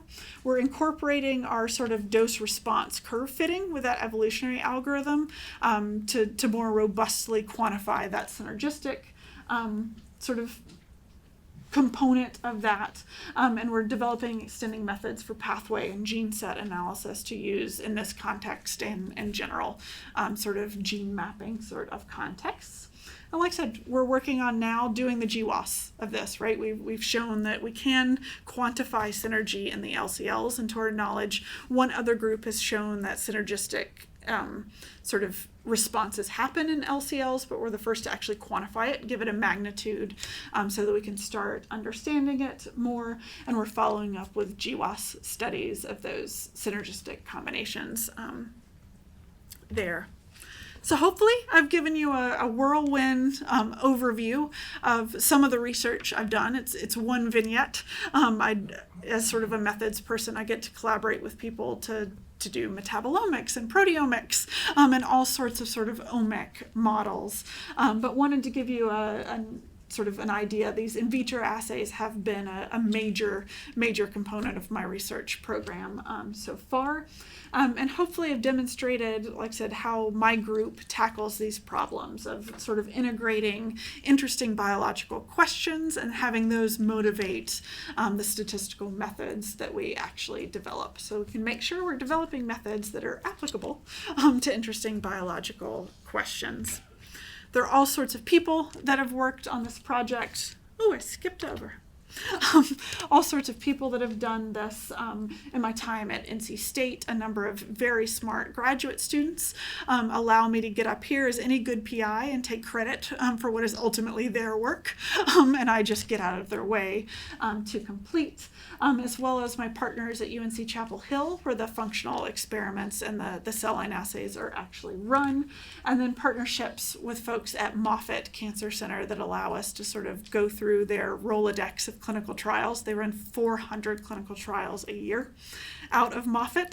So as we find results in these drug responses, it's an amazing opportunity to let us sort of follow those up clinically, and have worked with folks at Texas A&M, here at NAEHS, on some of the toxicogenomic applications. So I'll stop here and take any questions.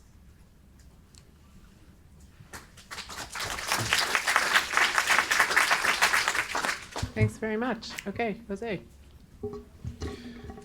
Very interesting. I just have a couple of questions. I'm not entirely familiar with this particular method of viability that you use, the Alamar Blue. Are you measuring viability defined as cytotoxicity or cytostatic effect? If it's one versus the other, what is the impact of that on this genetic association mapping outcomes that you have? Oh, go ahead, yeah. Oh, no, it is cytotoxicity for sure, and it's a blunt measure of cytotoxicity. Cytotoxicity without any information on the mechanism of it, right? So I know a lot of people are working on cell painting kind of assays, so you don't just get cytotoxicity. So we're missing a lot in that for sure, and would like to follow up. So this is sort of the results we're finding are sort of irrespective of the mechanism. I think we get away with that a little bit more in the pharmaceutical space than the toxicology space, because a lot is known about the mechanism of action, right? Especially those old chemotherapeutics. These are the most cytotoxic chemicals that you can find and dose with people. So we don't have to try to understand the mechanism. A lot of those studies have already been completed for us, and we can hopefully sort of look to them in our sort of interpretation of the results. But it is a major limitation. Okay. It's certainly a limitation. Which is interesting because what you just said it's a bridge to my second question. You know, the assays and the methodologies that you develop are applicable to, you rely on those response type effects, right? Mm-hmm. And the question is, do you see any applicability or use for idiosyncratic type drugs in which, you know, in many instances, you know, there's no dependency. They actually happen at therapeutic doses. Have you considered that particular element and that particular subclass of drugs with a potential of producing cytotoxicity and organ damage?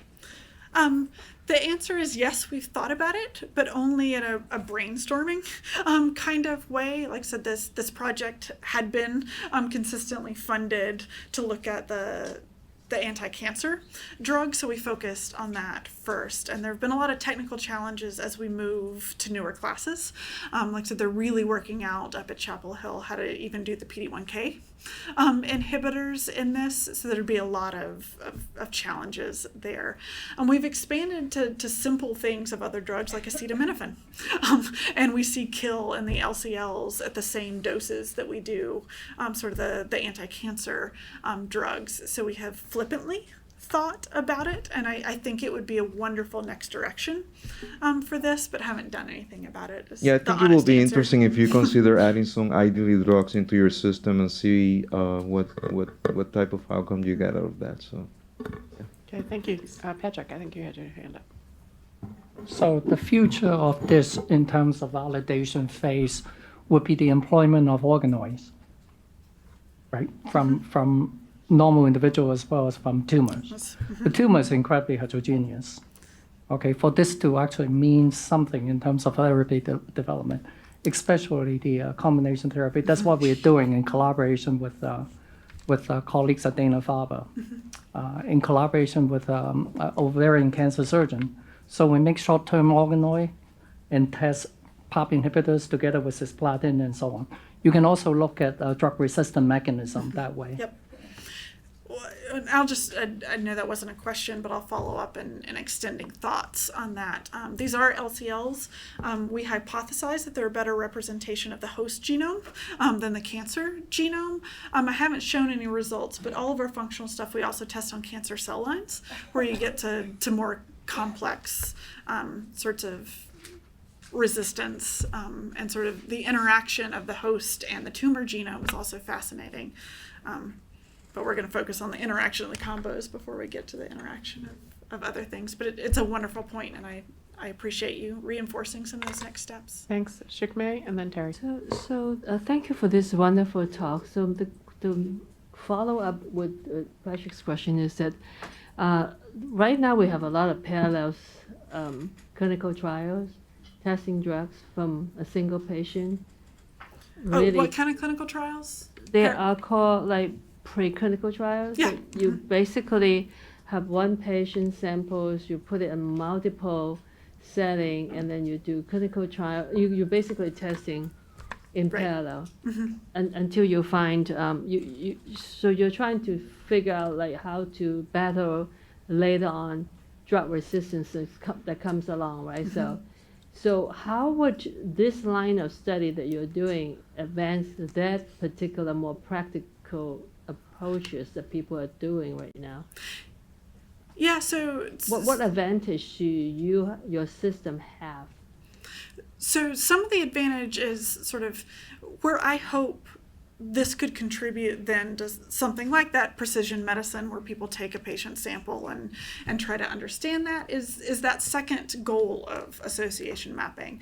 That this approach we can get because we've got a large number of samples available in this LCL model. I'm hoping we can discover new genes that may be downstream, and that's many steps between discovery and getting there. Can identify new genes that you should target in those sorts of preclinical kind of experiments, right? People are doing that on a number of genes, but it's not at a genome-wide level. It's for specific genes that they're trying to test. So I'm hoping we can contribute to the body of knowledge of genes that you could test in that translational way. Okay, Terry. Allison, really very interesting work. I have two questions. First one has to do with this issue of public versus private alleles and the frequency of these SNPs, and the inverse relationship, if you will, of effect size for discovery. Have you guys built that into your statistics at all in order to accommodate that? Well, I mean, we sort of the question on sort of allele frequency and association mapping, this has the exact same problems any and limitations and advantages any GWAS study does, right? You're the sort of the power curves from allele frequency to effect sizes you can detect are certainly bounded there. One of the things we are working on is our pipeline to look at rare variants in this, right? We're using the 1,000 genomes data, so we've got sort of rare variant data. Our GWAS pipelines, we do the same sort of cutoff that others do of minimum minor allele frequency, and then we run forward, but are working on methods to test rare variant kinds of association.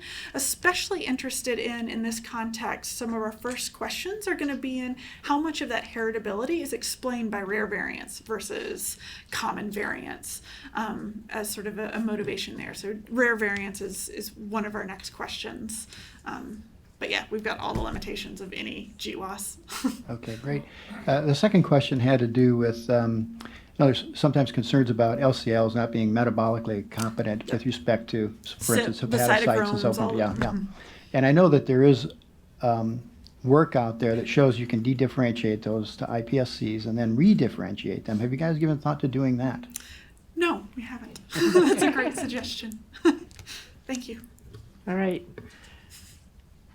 Thank you very much. Thanks. All right, Linda, do you want to?